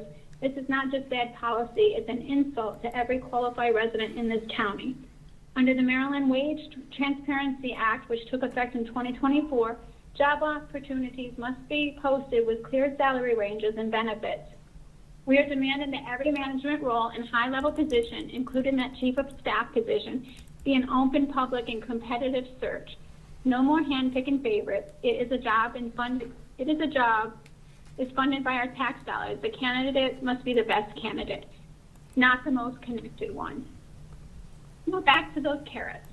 We have Nutelli offering $30 million park in exchange for 133 acres of land that was supposed to be for our park. Dominion gave us 100 acres and the seed money for the park. Instead of fulfilling their promise, the county is letting it sit while they tout the idea of Kaboom, playground partnership with Constellation. Let's be honest, that playground is a corporate smokescreen. It's a copycat move to make Constellation look like the hero. Let's not forget Constellation invited AWSN with its data center project that started this whole mess to begin with. They aren't here for the people or the environment. It's simply corporate greed. We don't need a state-of-the-art gift from a developer. We need you to use that land that was already donated, build a trail, build a track, start small, and build up as there is money to do so. Ask for donations from the community, the businesses, but stop trying to buy our silence with shiny distractions. If you want real revenue, stop looking at fluffy retail and environmental threatening data centers. Look at the assets we own. We need to learn our natural strengths. Look at the fisherynomics. Let's make Calvert the #1 destination for pro fishing tournaments on the East Coast. When we bring into major tournaments, we bring in tourist dollars, money spent in hotels, restaurants, and our gas stations. Let tourist dollars pay for our budget. Let's turn to Calvert into a regional trade hub for heavy equipment and marine repair. These businesses pay high commercial taxes and provide high-paying jobs without the environmental threat. And let's stop hoarding vacant lots like the 81-acre parcel lot in Dunkirk. Auction it off. Turn that exempt dirt into tax-paying property. Let's make no mistake, this does not include the Dominion-donated property. We need a comprehensive independent performance audit of county spending to include all positions and salaries.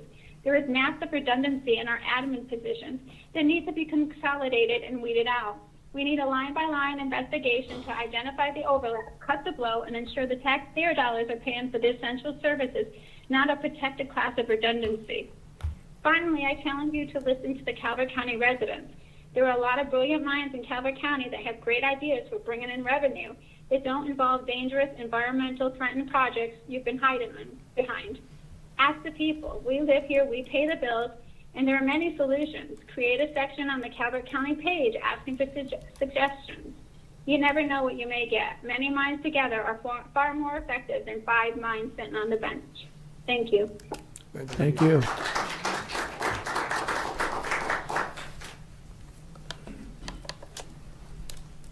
Caller ending in 2706, we are ready to receive your comments. Please state your name and address and whether you will be speaking as an individual or as a designated representative of a group.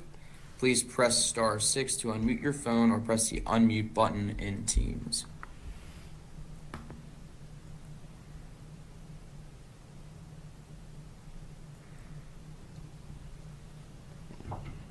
Hey, good afternoon. Can you hear me? Yes, we can. Thank you. My name's Joe Young. I live up in Owings. Normally, I came here today with a bevy of facts, as I usually do, because by trade I'm a data analyst, so that's what I rely on is data.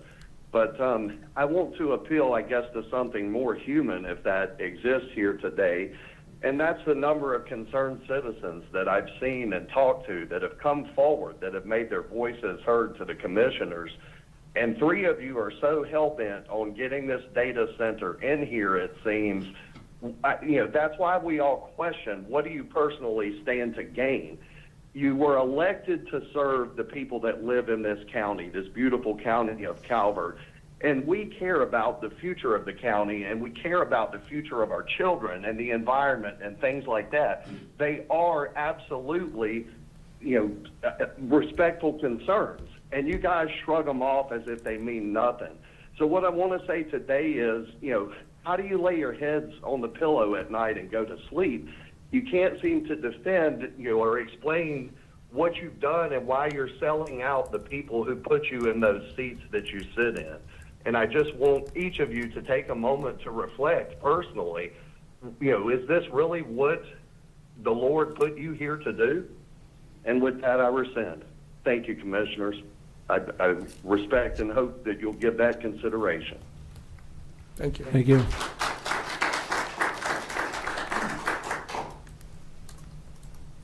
If anyone else wishes to speak, please raise your hand or press star 5.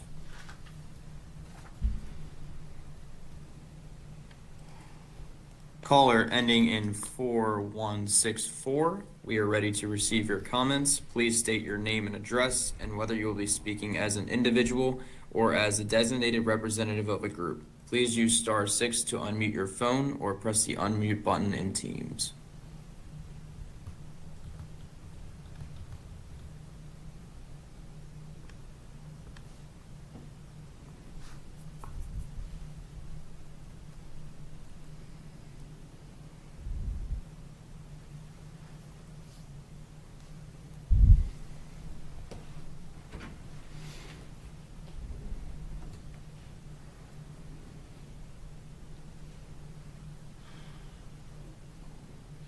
Anyone else wishes to speak, please raise your hand or press star 5.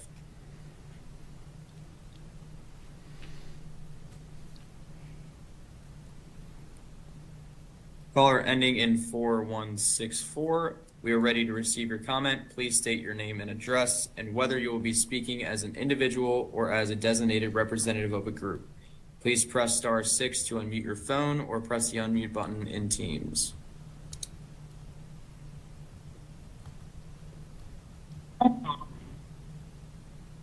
Hello, can you hear me? Yes, we can. Awesome. Yeah, my name is Dylan Johnson. Leonard. So I'm sure you guys have heard me call in here. I'm kind of the bitter opposition, it seems, to the rest of the people speaking at these meetings. But I'm calling in from work, man, because I can't make these meetings, or I'd love to come talk to everyone in person. I just wanted to point out, again, my name is Dylan Johnson. I'm on Facebook. It's a private profile. Please just send me a message. I've been trying to talk to every single candidate, every single board member that's up there currently. A lot of the concern is transparency, and that's what I'm seeking to provide to everybody. I hear at every meeting, and rightfully so. So I think the best way to provide that transparency is any candidate, anybody that wants to make a difference in that form of government, to sit down and be a human being. I don't believe in taking notes to these meetings. I believe in, do you actually know your craft or do you not? Sit down and have a meeting. Everyone had watched the buddy meeting that I conducted, interview, and they're all saying, oh, I'm Buddy's guy. I'm no one's guy. I'm not attached to anybody on that board or anyone running. All I'm trying to do is provide them a platform to explain their side of the story, whether it's data centers, budgets, what have you. And anyone that calls in that reads off a notepad and reads a great little letter that they wrote up to speak in these things, I also would love to hear from you guys. Reach out. Let's start a human interaction, a conversation, and stop all of this name calling and blaming and this and that. Let's just be humans. We're Calvert County. We're not Charles County. We're not PG County. We're not St. Mary's County. We still have a say in all of this. But the best way to do that on a broad scale, sit down, let me talk to you. Yes, I do push back on certain issues. Yes, people are scared of that. Why? Because they're hiding stuff. So if you're not hiding anything, sit down. Let's do an interview. Let me hear what you got to say. Thanks. Thank you. If anyone else wishes to speak, please raise your hand or press star 5.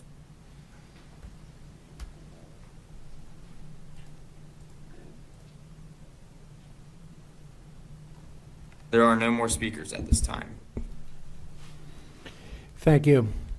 So I too went to the Business Tours Week last week, and the one I did not hear was the Rod and Reel Restaurant. 80 years in business, and it's a family-owned business. Still carrying on the traditions over there at Chesapeake Beach. So if you haven't been over there, they renovated the whole thing, got several restaurants in there. So please go over there and take a visit. Also tonight, come out for the public hearing at 7 o'clock right here in this room to talk about the budget and the fiscal year 2027 operating and capital improvement plan. With that, everybody have a great day, and I'll listen for a motion for recess. I have a motion that we recess until 7 p.m. tonight. Second. All in favor? Aye. Aye.